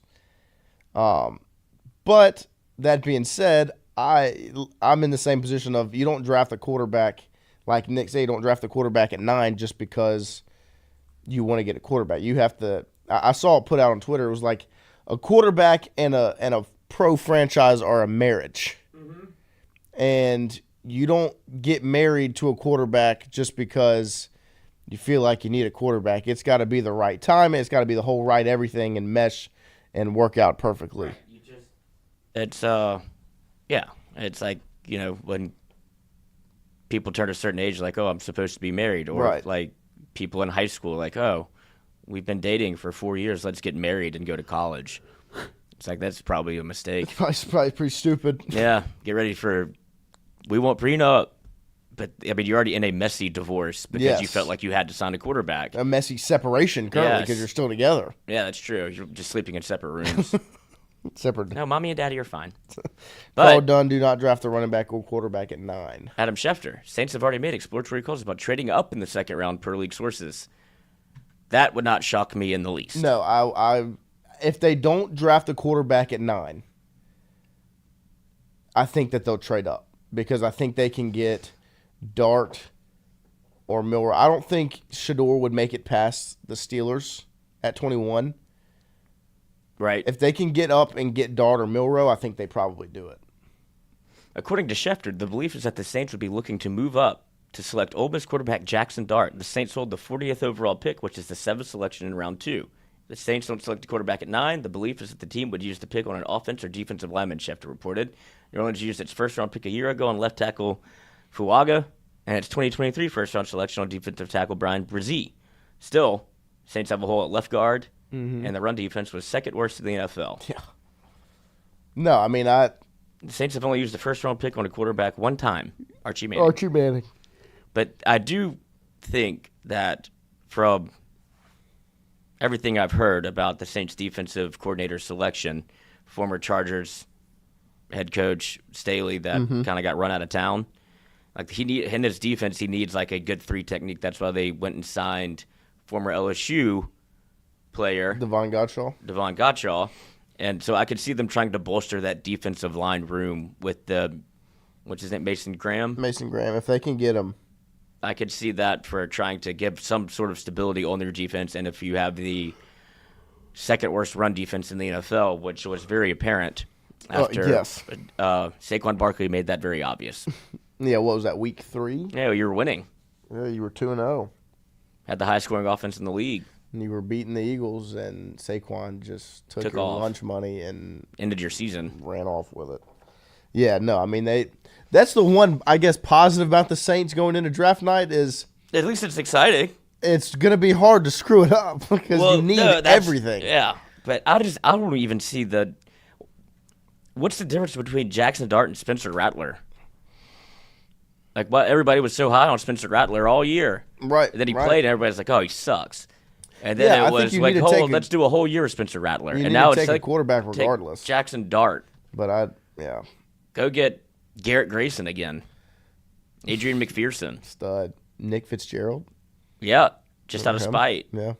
beat the Tigers. They did 37-7. Yeah, that was a bad day. Remember, that was 2017. Or just speaking of beating LSU for Mississippi State, go get him. Go get Dak. Bring him home. I thought you were gonna say KJ Costello. He also did. Air raid, baby. Pirate. You know what you run against the air raid. Not the defense LSU did. Yeah, you'd go man coverage, blitz 8, cover everybody else with 3. Mike Leach ran the same play 50 times. Yep, and it worked. I wish he would have ran the play that he wanted to. Yeah, what the small person toss? Yes. Launch them over the line of scrimmage. Whoever talked him out of that is an absolute terrible moron. person. Yeah, I mean, no fun. If you could do the tush push, might be the biggest buzzkill of all time ever. Who's to say it's not illegal? Is it? Can you throw a player with the ball? Yeah, I mean, if the player can jump. I mean, Leonard Fournette. Well, he jumps didn't want over him the line. to jump. No, I know. I'm saying if you can jump over the line, I don't see why you can't get tossed. Why you can't throw? If you can get player pushed across the line, yeah, you can throw somebody. Why can't you give the old heave ho? How small do you have to Would be? it be possible to not only do the heave ho of the little person, but they almost jump past it while they're in the air, all eyes over here, flick it to a receiver, open, tight end leaks out, mid-air, flick it over. You know who he had in mind for this too? Wee Man would have been the best. Like, he can take a hit. You've seen it. He's athletic, and he would be down for the cause. Oh, 100% would be down for the cause. Like, I mean, head over heels if he got the idea. Put him in a helmet. So I guess you have to be about that size. Yeah, I mean, under 4 feet. Oh, definitely. Like 2.5 feet. What's the going rate? What's the average height of a small person? Andrew Messina, imagine throwing Hornswoggle over the line for a tutty. Let's see. Average height for a... There's so many different options for a man, for a 13-year-old, for a 14-year-old, for a 12-year-old. What a search history you have. What in the world is going on here? Average height for typically around 4 feet. And we need shorter than that. So we need shorter than 4 feet. What's the shortest person ever to exist? Shortest person ever.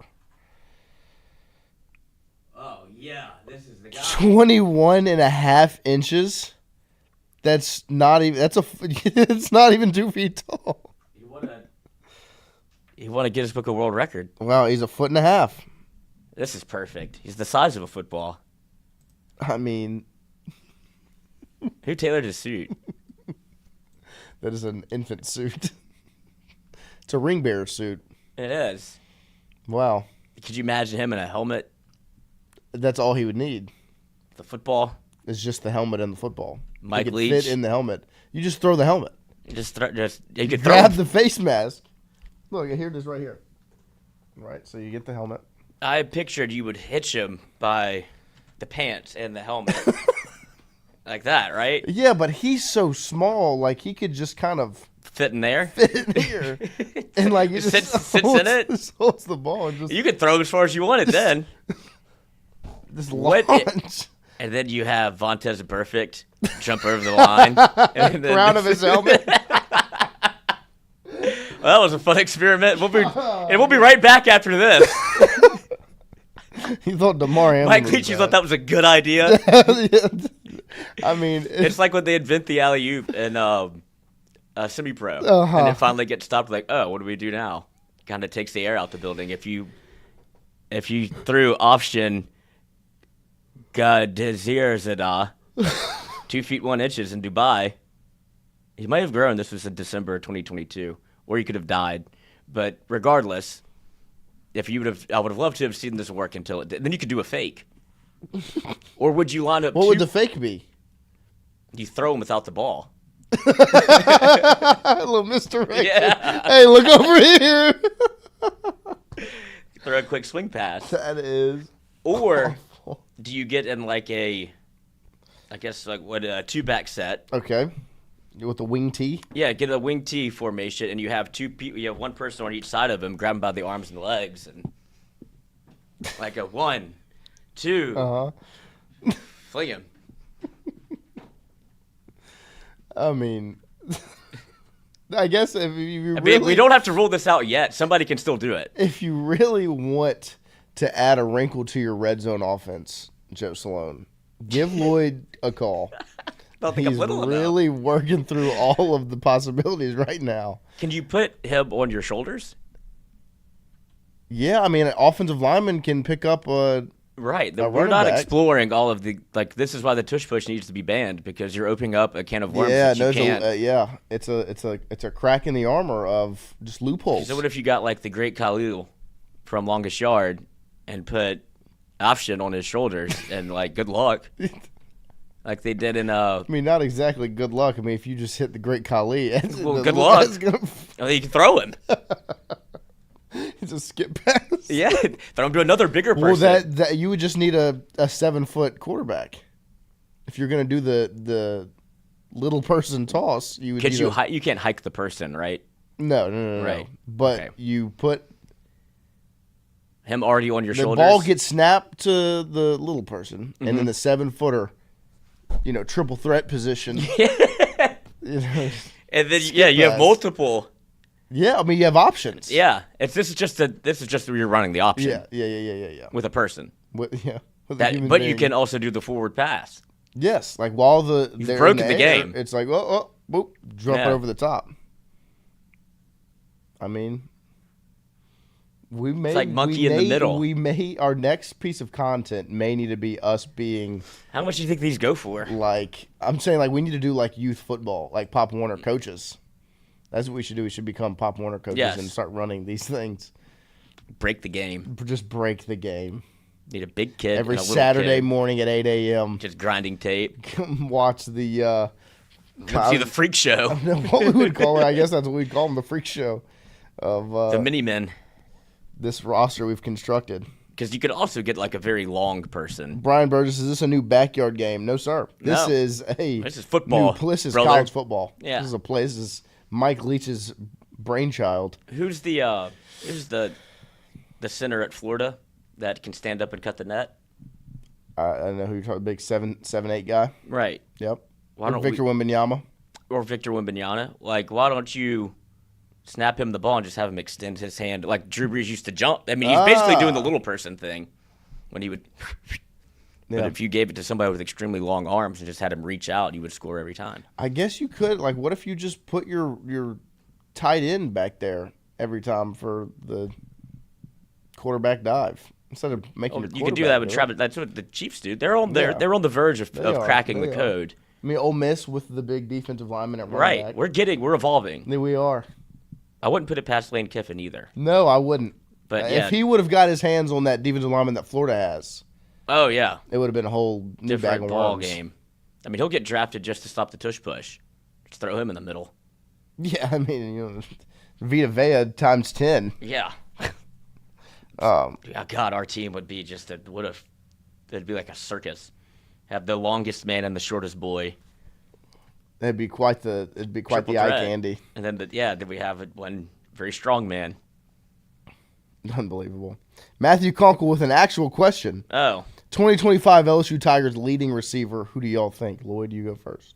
I know who Lloyd's going to pick. Aaron Anderson. God, and I can't wait to watch it. This is an interesting one because I think there's a couple different avenues where it could go. Aaron Anderson's obviously. I think he might get some catches taken away by Barry and Brown. I think so too. I think Chris Hilton. If Chris Hilton is That's healthy the for wild a whole card. season, because if we're leading in receiving yards, I mean he's going to be the 50 at a time. Yeah, I mean the deep threat. He's going to average 45 yards a catch. Oh, we watched the highlights of the Baylor game on Easter. We did fun. Yeah. Yeah, this is what we Electric. do. Yeah, absolutely. Love Say your prayer in the other room. But that Chris Hilton game, he almost got away a couple more times. Yeah. He was moving Like out if there. he's healthy for a season, I'm hard to not think Chris can do it. You're what? And then you have Nick Anderson. Yeah, and then tight end. Power sharp side. Well, he's already done No, it I'm once. talking about Trey Dez. Oh, yeah. He should lead in touchdowns. Definitely. That would be a recipe for if Trey Dez and Caden Durham, along with Caleb Jackson, Trey Dez in the running back room are sitting at a good touchdown number. That means your red zone success has definitely increased. If Trey Dez has... Look at Glimmer. Trey Dez is a tasty pick. Yes, it is. I wish we could... Because if you go back, speaking of the Baylor game, You got a heaping handful of Trey'Dez Green in that game. You did because they make sure he wanted to stay. Yeah, they tried to 2 do it to touchdowns. Pimpton against Oklahoma. Like, oh wait, no, don't leave. Don't go. Where'd he go? Where'd TCU. TCU. What the they always get our seconds. Jack Besh, Pimpton, Haley Van Van Lith. Lith. Fine. I think Kylan Jackson ended up there too. No, maybe he went to Houston. Somebody went to Houston. I don't remember. But Noah's yeah, cloning folks. If you have Vaughn Trey'Dez, said, "Wait, we're talking hard. Who's hard?" But yeah, Trey'Dez is an interesting pick. tasty pick. I would say Aaron Anderson is probably the leader in receptions. I think he will be the most trusted receiver catch-wise. Chris Hilton, to me, could very well be the leader in yards because of just he can take it to the crib whenever. Who? Hilton. Yeah. If Chris Hilton leads your team in receiving yards, LSU is probably going to a college football playoff. You have And Trey'Dez is Trey'Dez, touchdowns. yeah, then it's everything that you'd want it to be. Aaron Anderson receptions, Hilton yards, Trey'Dez touchdowns. And then you have Durham go over 1,000. Yep. Caleb Jackson 750. Harlan Berry combined 1,000.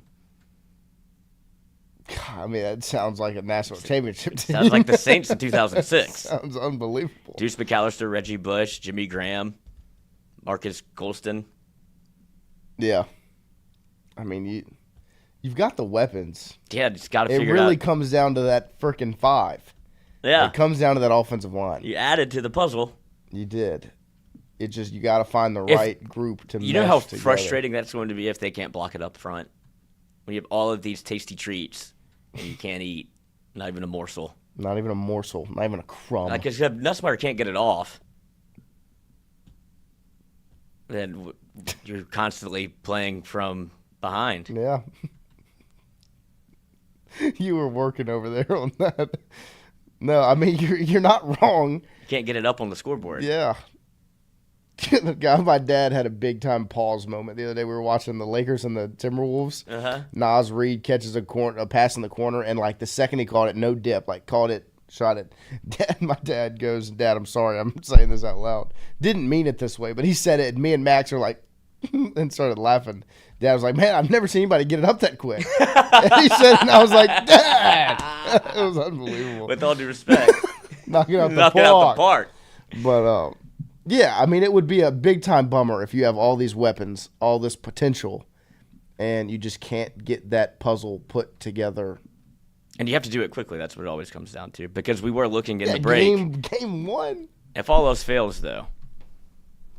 Yeah, I mean, just red zone. Red Come zone. on. But we were looking at the break because I was trying to bet on LSU women's basketball to win the national championship. Not up yet, but I wanted to see if they do make these moves, the odds will probably drop dramatically. So I wanted to get it while the getting was good. But then I meandered myself over to LSU football, and win total was still at 8.5. We were like, how is it still 8.5? Because Wow. you would think, go through the schedule. It's so Clemson. I think I have it in my brain. Let's see. Clemson, and then there's a Louisiana team. Is it Tech? Florida. And then Florida, Southeastern, Ole Miss, South Carolina. bye week, South Carolina, Vandy. Texas A&M. A&M, Alabama. bye week, then Alabama, Mhm. of course. Arkansas, Western Arkansas, Kentucky. Western Kentucky, Oklahoma. and then Oklahoma. So, let's go the most optimistic we can be. Okay, starts with a game 1 win. Yes. Game 2 win. Yes. I would LSU say you beat Florida as well. at home. At home, yep. Scuffle against Southeastern. Southeastern you take care of. 2-4, so you're at 5 now, wins. this one's a sneaky one. I think you lose the Ole Miss game. That one's a tough one to me because it's in Oxford, and last season when you look at the Ole Miss win, Ole Miss was the one that was coming off playing 5 straight games or whatever, and you were getting a bye week beforehand. I don't know if – let me look at Ole Miss's schedule. I was about to do the same thing. If they have a bye week before LSU. LSU does not. Because LSU doesn't. They're straight to – no bye week for Ole Miss either. Who did they play before, though? Ole Miss plays Tulane before. So they fixed that scheduling problem. at home. So they go. Well, too late to. That'll be Ole Miss's third straight game at home. LSU. Who did they play before that? Who did they like? What's the? So they start with Georgia State. Win. So an easy game. They're good. Then they though. go to Kentucky. Win. They play Arkansas at home. Win. And then they play Tulane at home. Win. And then LSU. So this is a potential undefeated matchup. Yep. In Oxford. In Vaught Hemingway. That place will be on absolute tilt. Yeah, I mean, it'll be full tilt. So I could see LSU dropping that game. I'm sorry. I don't know who their quarterback is, though. Because the Jackson Dart experiment. Yeah, they got the lefty over. guy. The lefty. Austin very Simmons talented. is very good. And Matthew Caldwell, how do you propose we win game one? I didn't think that was in the cards. This is optimistic. This is as optimistic as we can be. And we're even throwing a loss in there. And we're trying. Because, I mean, if I'm being as optimistic as possible, I can make an avenue where you win every single game. Absolutely, but let's be realistic. But let's be somewhat. If we're going to be realistic, game number one. We're starting that off in the optimism category of a win because in this it ruins the experiment. Right, it ruins the season. Okay, so we're going to say ruin the tour. Loss in Oxford. Yes. Then you get a bye week back home. I think if you lose in Oxford, and then you get a bye week, I think you take care of business against South Carolina. I do too, but if LSU does not have a very good offensive line by this point, you will get absolutely Dylan Stewart. Yes.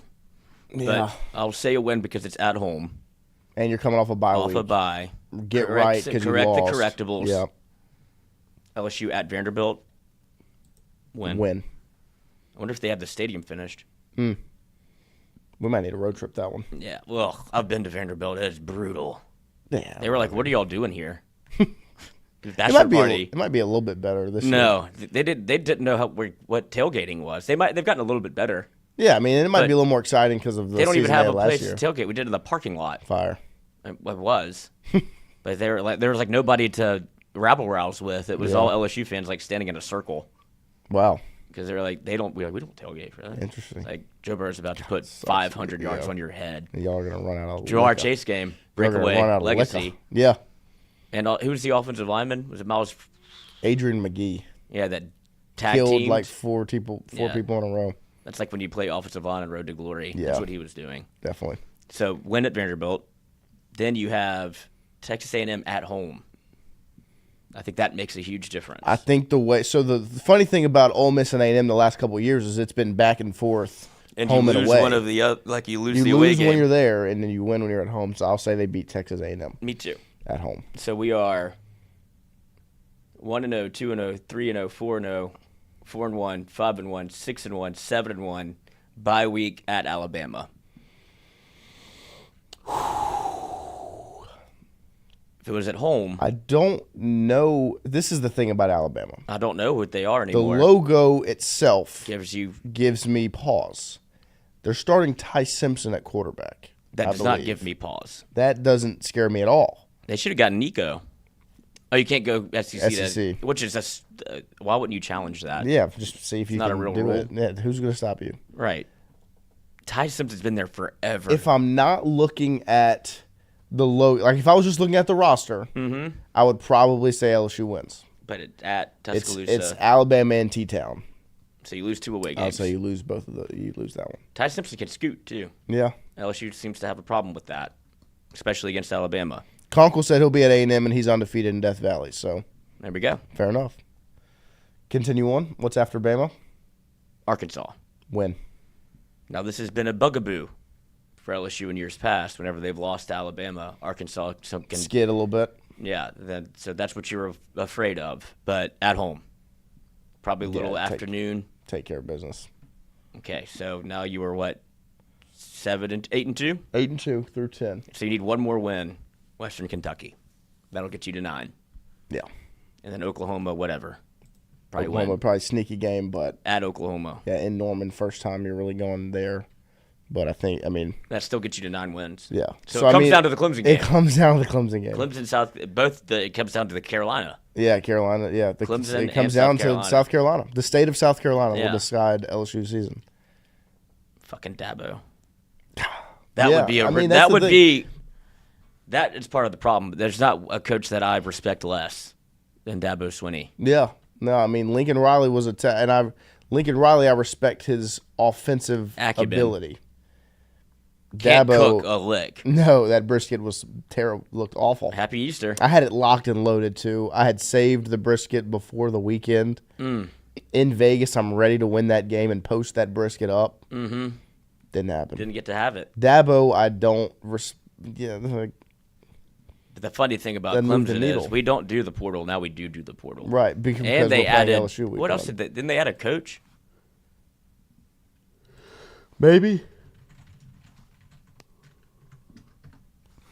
But yeah, Yes. I mean, who'd they add? Oh no, that's 2023. But Garrett Riley. Garrett Riley, Lincoln's brother. Yeah, good coordinator. OC. Yep.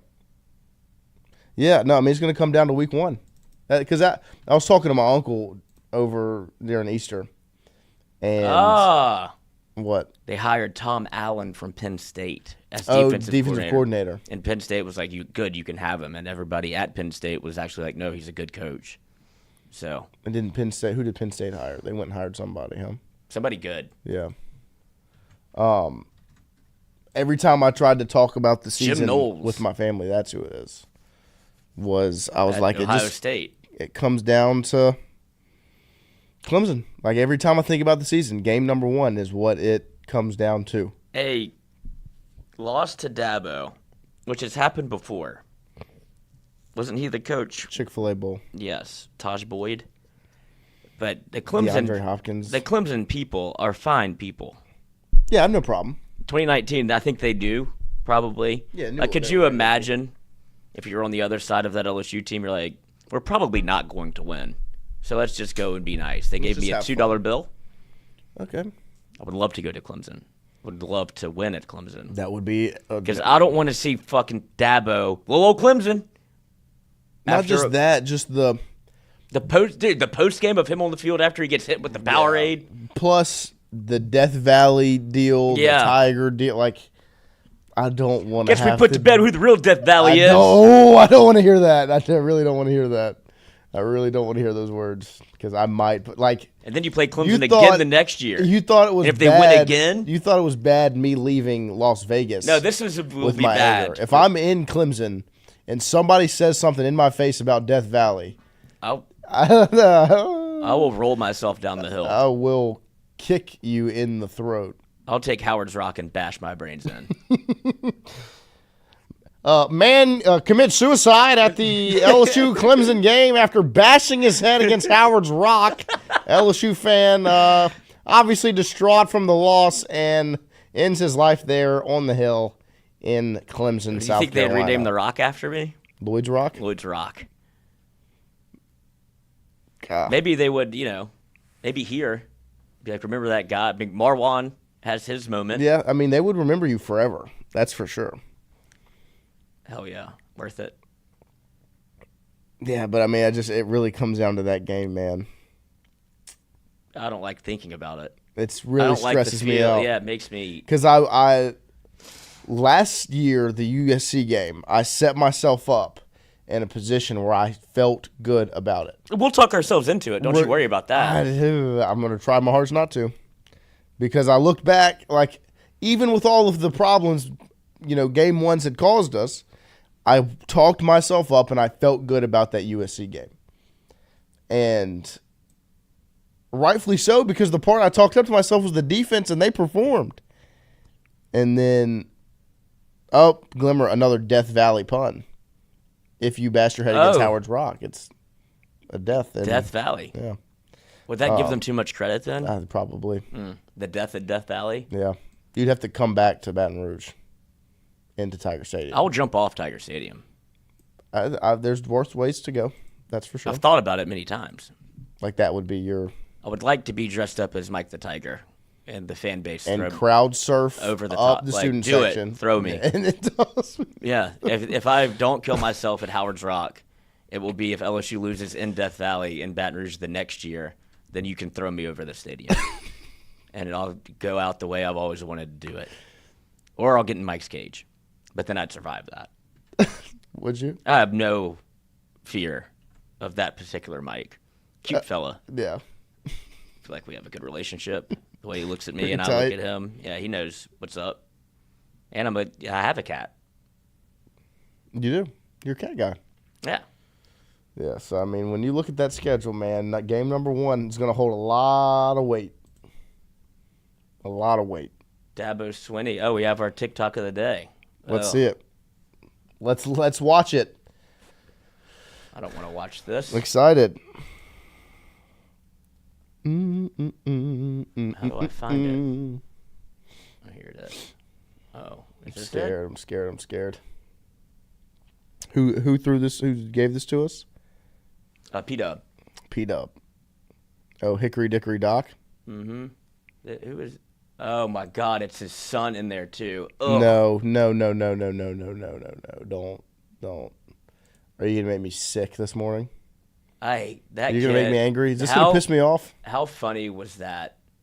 What? When his son got absolutely exposed. Oh, yeah.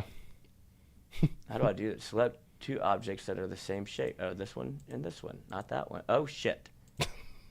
Oh, I failed the test. Are you a robot? Yeah. Let's see if that one worked. Got it. Let's see it. Ugh. I didn't know he was in it, too. But was he a kick returner? Is this going to make me angry? Yeah, definitely. You should probably seen it before it's older. Probably.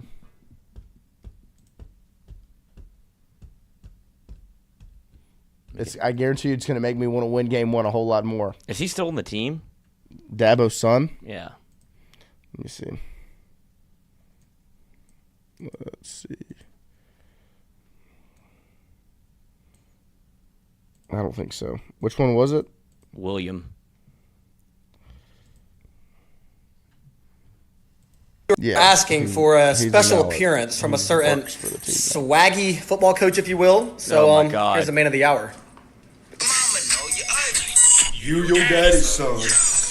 This ain't my thing, but hey, hickory dickory dock, the mouse ran up the clock. Coach Sweeney's got that drip, and now he's on TikTok.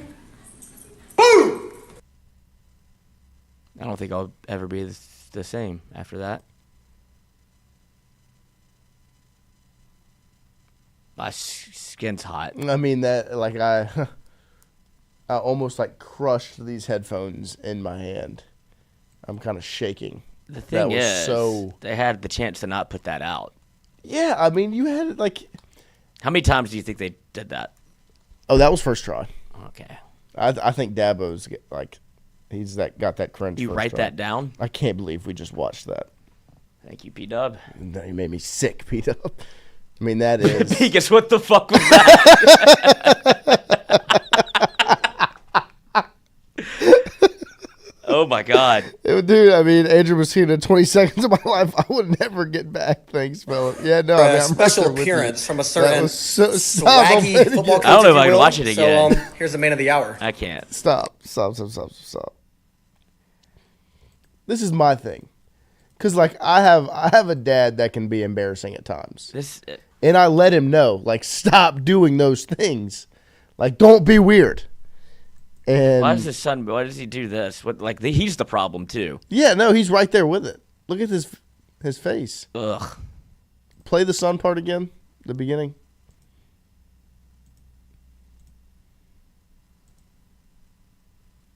Ugh. I don't even have the volume up because I don't want it. Ugh. It like boils my blood. He's definitely your daddy's son. Yeah, they are. I mean, like, you do not need to get DNA a paternity test because that is your child. I want to get tested. Like, that is just, it's disgusting. God, that's so bad. If LSU loses to that man, they're both the problem. Seville said, like, yeah, that made game number 1 even bigger of a deal than I thought it was prior. Matthew Conk, dude, if we lose, I swear my stomach is a knot. Cannot believe that man is going to make us go 0-1. Like, dude, you can't play this you can't play this as motivation. It makes you go from midnight to 6. Like that physically made me ill. Like I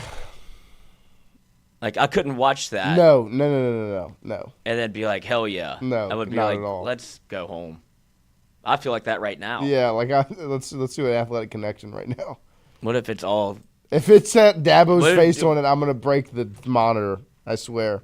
I can't. They better. They can't. I mean. Come on, Tigers. That was. Makes me want to bet it so much harder. Because that's awful. Like. Oh. I mean, it's already the biggest game of the season. That just made me want to win it even more because I can't lose to that man. I can't lose to that man. Shout out Cordell. Come on, can't lose. Cordell, we need a new theme song. Yeah, we need to. Don't make it like that. Don't do what I just saw. Oh, you don't want to Dabo rap as your theme song? No, I don't. I'd like to battle rap him with the extra E.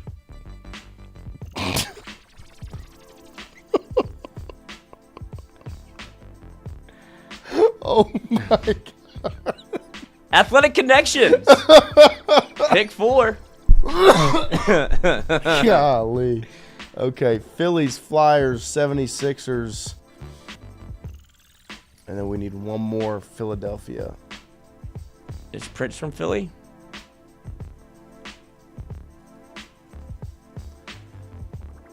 What is Bobble-Lot? Sounds like a, something bad. You know what I mean? No. Like, I see a bunch of, like, Baphomet on my Twitter. Helmet, hat, head. Oh, we're bailing? Helmet, hat, mask, visor? Visor. Hat, head? Mask? Mask or head? I mean, it would only go to hat, head, helmet, mask. 2 things that go together, but we need 4 things that go together. Hat. Helmet, all these go on visor, your head. mask? Yeah, I guess. But would you have to have your head? Oh, the Union is the Philadelphia soccer team. There we go. So what would? So we go back to Phillies, 76ers, Flyers, Union. Union soccer? Yep, and then the 76ers. Thank you, Andrew Messina. Nice. So we have a question here. We can get one wrong. But is it, where else would head go? Right? Yeah, no, I mean. Because without, then it's one left all alone. We could do sun, hat, visor. See? It's confusing. Yeah. Then there's the Astros. These are all Galaxy The Dallas things. Stars, Galaxy, and what? The sun. Yeah, okay, there we go. There we go. Sports meets outer space. Hell yeah. I would love for that to happen too. What Game is on the moon. What is a Bobble-Lot? Yeah, we can't look that it up. one's really throwing us off. Oh. Head. Prince. Bobble-Lot. Wilson. Tennis rackets. A head racket, a Prince racket, a Wilson racket. Oh. Come on. Very impressive. Helmet, hat, mask, visor. Very good.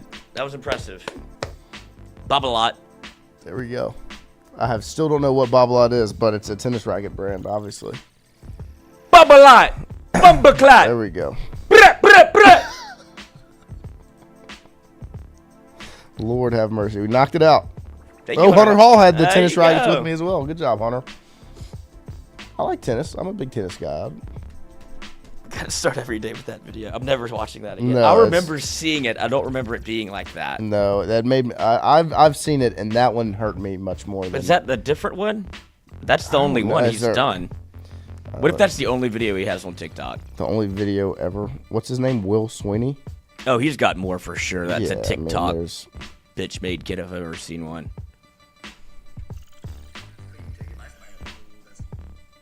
What else is Will Sweeney Yeah, up I to? mean, Does he post his own highlights? Because he doesn't have any. Installment. Second installment.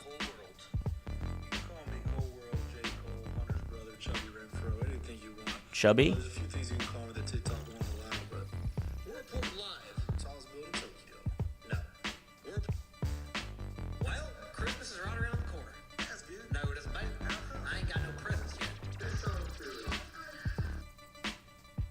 Hunter, what was your question? I don't see it. This is just. Yeah, get Atrocious. off of that. Don't let that become your feed. Are y'all concerned that college? Are y'all concerned that college athletics is going to lose the eligibility rule, and college athletes are going to be on average 22 to 30 years old? Oh, Jamil, what up, girl? Shout out. Shout out, Jamil. Lloyd, are you concerned about the eligibility rule? I mean, there's no stopping. I mean, what's the rule right now? I think you can only play so many years of college. Right? I mean, not really. Like That's what I'm saying. They're finding, I think technically there's a rule, but now there's. But yeah, it would come down to the bigger rule, right? It would be somebody challenging to say, if I'm eligible you can't force me to not be allowed to make money. That's like what this whole thing boils down to. If I'm being paid to do a job, it's an antitrust violation for you to say I can't work. Yeah. And so you could have, I mean, if you could bring back one, I mean, he'd sign Joe Burrow to a 20-year deal, right? Yeah, Hunter Hall, if you were a QB that ran out of runway in the NFL, why would you not sue the NCAA you come back saying they won't let you play college sports, denying you the ability to earn money when someone would pay you to play? Right. Well, I mean, there is a rule, not just an eligibility stat, like year-wise. Once you play professional sports, you can't. Well, you can. Like, because you can go play professional baseball, then come back and play football. Well, yeah, but you can't do the same. No, you can't go football, then football again. Like LaMelo Ball was never going to be able to go to college to play basketball because he played professionally in Lithuania when he was in high school. So, like, there's still a rule there. So it's not like somebody that, a quarterback, Derek Carr can't go back to Fresno State to play quarterback. Now, he could go back to Fresno State and play baseball if he wanted. So, I mean, but like, yeah, I don't know. I don't know how the rule would work. Oh, Hunter Hall, where's your question? Oh, I guess that's the question, yeah. Yeah. Also, we had another question that I liked. In the chat ski? In the chat ski. Hickory Dickory Dock. Ugh. The mouse ran up the clock. Who returns kicks? Aaron Anderson should be on kickoff with Barry Brown and Xavier to return punts. You really can't go wrong. You can't go wrong. You have so many options. I think Xavier returns punts again. Yeah. Xavier's ability to catch it at punt returner is a absolute, that in itself is a win. I think, I don't know. Clemmer Fredette, I'm sure he's a GA by now. You're absolutely correct. He is. I mean, because usually the way LSU's constructed it on kickoffs the past couple years has been Josh Williams and the return man. You have a blocker. So you have a blocker. Now you have the weapons to put two guys back there that can house it at any time. But I would assume they probably still stick with the... But wouldn't you just kick it to, like, if you put Caleb Jackson back there? Yeah, I wouldn't be mad at Caleb Jackson back there. Yeah, I guess that's a threat also. Yeah. I mean, and I don't want to tackle Caleb Jackson if he's got a 20-yard head start. I mean, Leonard Fournette was your kickoff returner. Yes, and Darius Geis going up on a Tuesday. Yep. But yeah, you could put, I mean, Aaron Anderson just because you also have to think, I guess this is... He's going to get so much run at wide receiver. That's what I'm saying. Yeah, you don't want him to He's an every down receiver almost. Yeah. I would say Barry and Brown probably kickoff returner. He's an every... One of those two is going to be an every down wide receiver. Yeah. Xavier again. I don't mind Xavier back there. No, I don't mind at all. But Aaron Anderson obviously electric. He did it one time and scored a touchdown. Yeah, no, I mean it's hard to deny that for sure. I mean, you put him back there and he took it to the crib. So, I mean, we'll see. That's an interesting position because LSU's in a spot there that they can make things happen in that standpoint. So, I don't know who it'll end up being, but they have the chance. What are you laughing at? I'm already mad if we don't win the coin toss. Hey, that was CVL, huh? Amen. That video really got things going. Biggest wants a Quirtle. We're definitely not going to do a Quirtle. He just doesn't want to work. But we'll do it. We'll do another. You do a Wordle? Yeah, we'll do a Wordle. Kind of feels like a Sporkle day. Do you want to do a Sporkle? You want to do a Wordle? I don't care. I mean, we could do both. Say one at, we'll count down. Or else 3. I'll Pope Francis myself. Biggest. Just stick to cloning, brother. Just clone. Don't Pope. Just clone. Oh, there's another. What did? They said Major Burns lost the USC game. Technically, maybe. Carl Dunn, Now how that the he's meeting? gone. How did the meeting go yesterday? I went fine. We had some good meetings yesterday. Some good things to. It's up in the Yeah, air. Nicole, make sure you just stay tuned for things that are coming up the next couple weeks or so. Hunter Hall, where is Christian? Christian is still celebrating Easter, I believe. He has risen. It's not 40 days and 40 nights. This isn't Lent. He needs to come back Yeah, to he work. needs to come back to work. And, well, I told you this girlfriend thing was going to be an issue. Is it? You think it's a problem? Yeah. She'll get tired of him.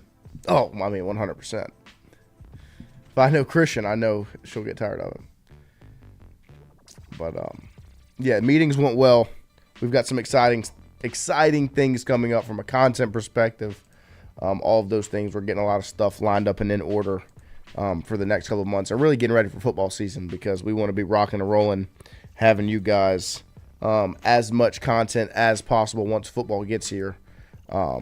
So we're really working on some exciting stuff coming up. So make sure y'all stay tuned, stay linked up with our personal social medias because that's where we'll update you with a lot of the things going on. Read between the lines.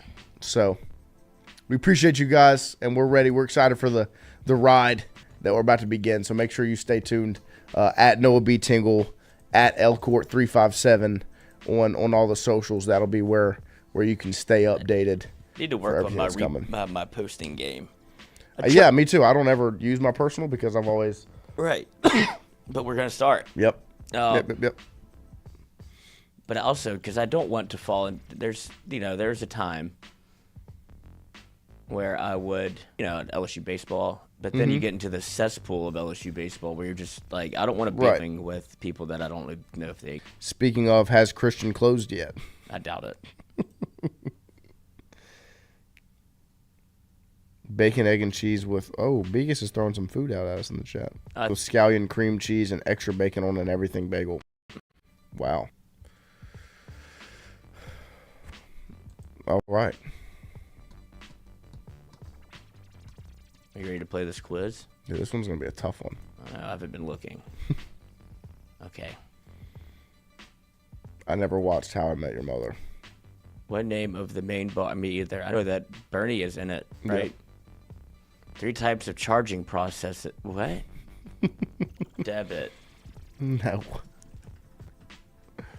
Well, that was electric? I mean, we have to guess. Static? 3 main types of rocks. Sedimentary? Was it igneous? Yeah, igneous and metamorphic. Brian Burgess. Let's go. Nope. E. Ignatius. Nope. No A. There we go. And then metamorphic. Let's go. For comedies, for comedians to be a part. Ron, Tater, Salad, White. I don't know this Jeff. one.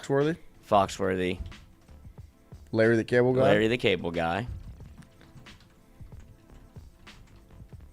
Bill Engvall. That would be incredible. Oh, come on!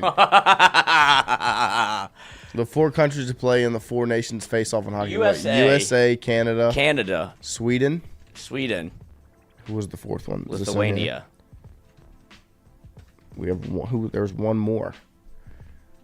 I didn't see that game. I saw USA and Canada play. I saw USA and I saw USA and Canada, and I saw USA Sweden. Who is it? Russia? No. Germany. Who has hockey? It's a cold place. Norway? It's not Russia? No, obviously. Norway? Nope. Sweden. What else is over there? 6 cities in Ohio. Finland. Not Ohio. There we go. Cleveland. Rocks. Cincinnati. Akron. Yeah. Just a kid from Akron. Baby. What else is in Ohio? Dublin. Where's Ohio State? Yeah, that's what I was trying to think of. I can't think of the city it's in. Why am I thinking of Connecticut? I wonder. Conduction, induction, and friction. Oh, yes, friction. You know friction. I know friction well. Induction. I induce. Columbus is where it's at. That's what Yeah. it is. Columbus, Ohio.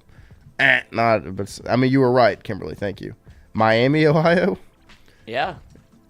Oh, I mean, Kimberly, you're from there. Miami, you live Ohio. there right now.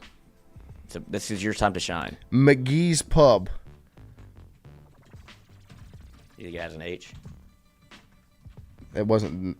Messina didn't use an H, so he did. MCGEE''S Pub. Nope. That sounds like he does know the answer, though. Dayton. Dayton, Ohio, the Flyers. We're in a really good spot on this one. I feel it. The 6 first words in the NATO phonetic alphabet. This is Alpha, Beta. No, it's Bravo. Bravo. Charlie. Delta. Echo. Um, Francis. Foxtrot. Foxtrot. Golf. Hotel. Yeah, it's from Call of Duty. Nice. I did join I'm in a Discord for. I played Ghost of Recon, and somebody invited me to their Discord, so now I have to go to military training. It's like, I don't think you want me in here, but I appreciate it. Canton, Ohio. Canton? Yeah. Nope. Chris Pratt. Dave Bautista. Bautista. Ball? Bautista, yeah. What's her name? Oh, why can't I think of her name? McConaughey. No, it's not. It's the other one. Bradley Cooper. He's Rocket. Oh, yeah, he is. He's the raccoon. Why can't I think of what Gamora's name is? What's her name? She's the green one? Yeah. She's famous. Well, yeah. What's her name in real life? Why can I not think of it? Oh, I know. I feel like I know. Toledo. Toledo. There we go. What is it? It's something like... Why can I not think of is her it name? Naomi? No, it's the same chick that does... She does Avatar, right? Isn't she the... That would be... She pigeonholed herself into... Who's Groot? Oh, that's Vin Diesel. Yeah, it is Vin Diesel. What a job that is. I know. Who's the collector? The one that... Uh-huh. I don't know who that is. No, that's Ego, I think. The old white man. I've seen him in plenty of stuff, but I don't remember. Zoe? Zaldana. I think it's Saldana. Maybe just do the last name. Let's go. We did that. She dropped the... She got... She Yeah. matured. I don't know the rest of them. Oh, you know who was in it? You know who it is? It's the dude. The Big Lebowski. Oh. No, what's his name? Shoot. Great actor. This is embarrassing because I like him. I wanted to say Jeff Daniels, not that. It is Jeff Bridges. Is it not? He's not one of those. He's the characters, dad. I guess. Thought that was the collector. Oh, Ego is the dad, and that's I thought it was Jeff Bridges. Is that his name? It's what's his name? Oh shoot, Ego, because Ego is like God, right? In the movie, and it's I can't think of his name. Let's go to the next. Non-panhandle states. I know Florida might be Florida? one. Louisiana, Oklahoma, Texas, Mississippi, New Mexico. Kurt Russell. What's a panhandle? That's who Ego was, and then Is anybody helping us? Karen Gillan. Jeff Daniels. Carl Dunn says Jeff Daniels, so I guess try it. Are you keyboarded? Jeff Daniels. I said that, and I don't know. No, yeah. What else is another panhandle state? New Mexico? What is a panhandle state? I don't know. Kenny Balala's got it. California? Is it just like if you have a... No, I guess it's like the... It's because it's like Oklahoma has the little panhandle. Yeah. Florida has a panhandle. Texas has a panhandle. Oh, so it's literally. I thought. Okay. North Dakota. They don't have no handle. It's a square, brother. Is it? Utah No, there's has one. a handle. There's one up there that looks like a. I don't know. Idaho, Alaska, Hawaii, Massachusetts.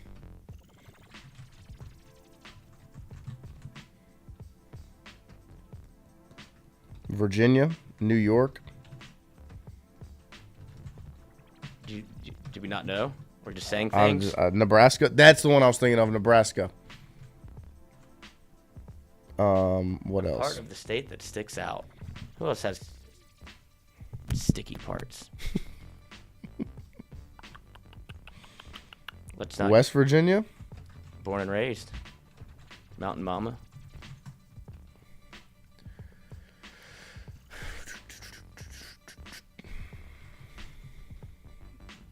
What else? Idaho. You did that already, huh? Mm-hmm. Idaho. We did Massachusetts already. Missouri. Michigan, Wisconsin.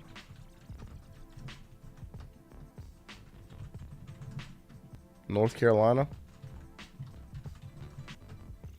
We're going to name every state. Okay, let's do not Alex Rodriguez. How about that? What? Manny Ramirez. Derek Jeter. Derek Jeter. Chipper Jones. David Ortiz. Yeah. Chipper Jones. And Andrew Jones. Maryland.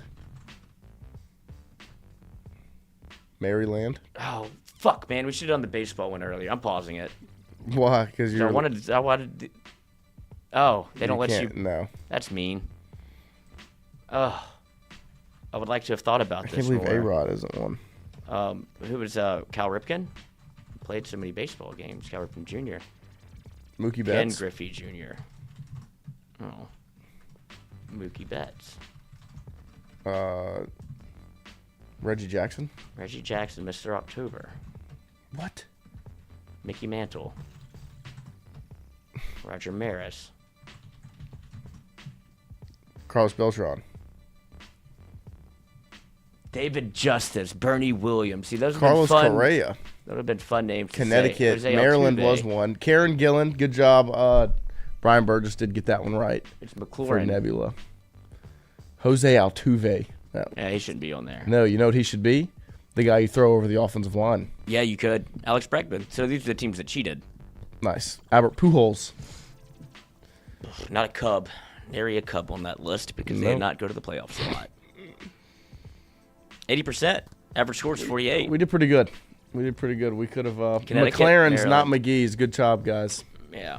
I wonder if what's that called whenever you think it's something like the Bernstein Bears or the Fruit of the Loom logo? Oh, the Mandela effect. Mm-hmm. I bet that's what they're probably like. Oh, I thought it was McGee's. Maybe they just call it McGee's and it's Maybe. actually McLaren's. Maybe. Well, guys, we appreciate y'all this morning. As we told you we'd make it past 9 a.m. today, and we made it to 9:15. So we appreciate y'all. I wish I smoked cigarettes. I'll start. Nah, maybe refrain. That's Christian's job. Yeah. Christian's a cigarette guy. I just don't like the scent it gives you. I feel like you can't really. It's like a cigar. You can't shake. You can't that. hide it. You can't hide it. I don't want to hide it. I just don't want to smell it the rest of the day. A cigar will stick with you for a week. I got a DoorDash dropped off the other day, and the person driving the car was definitely a smoker. If I drove DoorDash, I would smoke Marlboro Reds with the windows up. That's kind of rude of you. Why? I've enjoyed myself. Yeah, well, I wouldn't enjoy my meal that you've picked up in that vehicle. I mean, how many times do you think that they steal a fry? I didn't have my fries because the bag was open. Usually the place will staple it shut or tape it shut. A tape job. What if they brought a stapler with them? They could trick you. That's a lot of work to steal a fry. Yeah. But somebody may want it. Yep, look, Brian Burgess helping you out. Don't start Conkle, smoking. you can watch it on your own time. No, watch it again on your own I deleted it. free will. We I are couldn't not even watching look it. at it. But like I said, a lot of exciting stuff coming up soon. for me and Lloyd and the rest of the guys. So make sure you stay updated. Follow our personal social medias. I know most of y'all are, but we'll have you guys updated on there. Some really fun stuff coming up. A whole lot of content that's going to come at y'all this summer and into football season. We're going to try to cover it in a way we really haven't the last couple of years to make it more exciting, more personable, more fun. So just make sure you stay up to date with us, and we'll continue to be here from 7 to 9. Love y'all.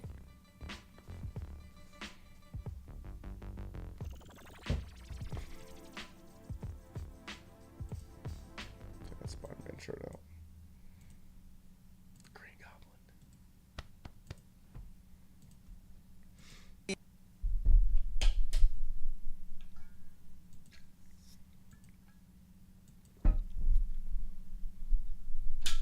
You're doing something over there. You're putting that video back up, you fricker. And many of you are asking for a special appearance from a certain swaggy football coach, if you will. So here's the man of the hour.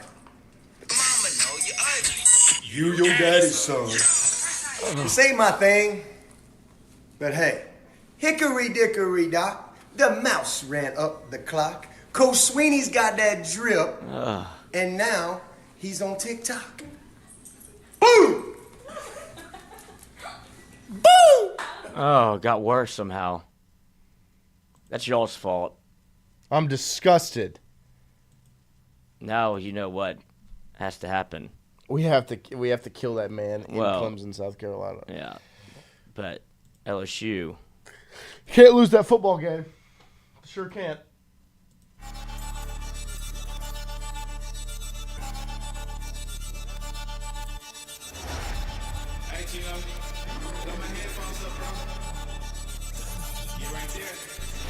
But we can never put on the same shoes. I've been giving L's like I know love and I can't lose. For myself, man, I can't lose. For my family, man, I can't lose. I grind hard and I can't lose. I'm stacking days, man, I can't lose. Big step, but we can never put on the same shoes. I've been giving L's like I know love and I can't lose. For myself, man, I can't lose. For my family, man, I can't lose. I grind hard, man, I can't lose. I'm stacking days, man, I can't lose. Business is business, yeah. I grind for the check. Line up with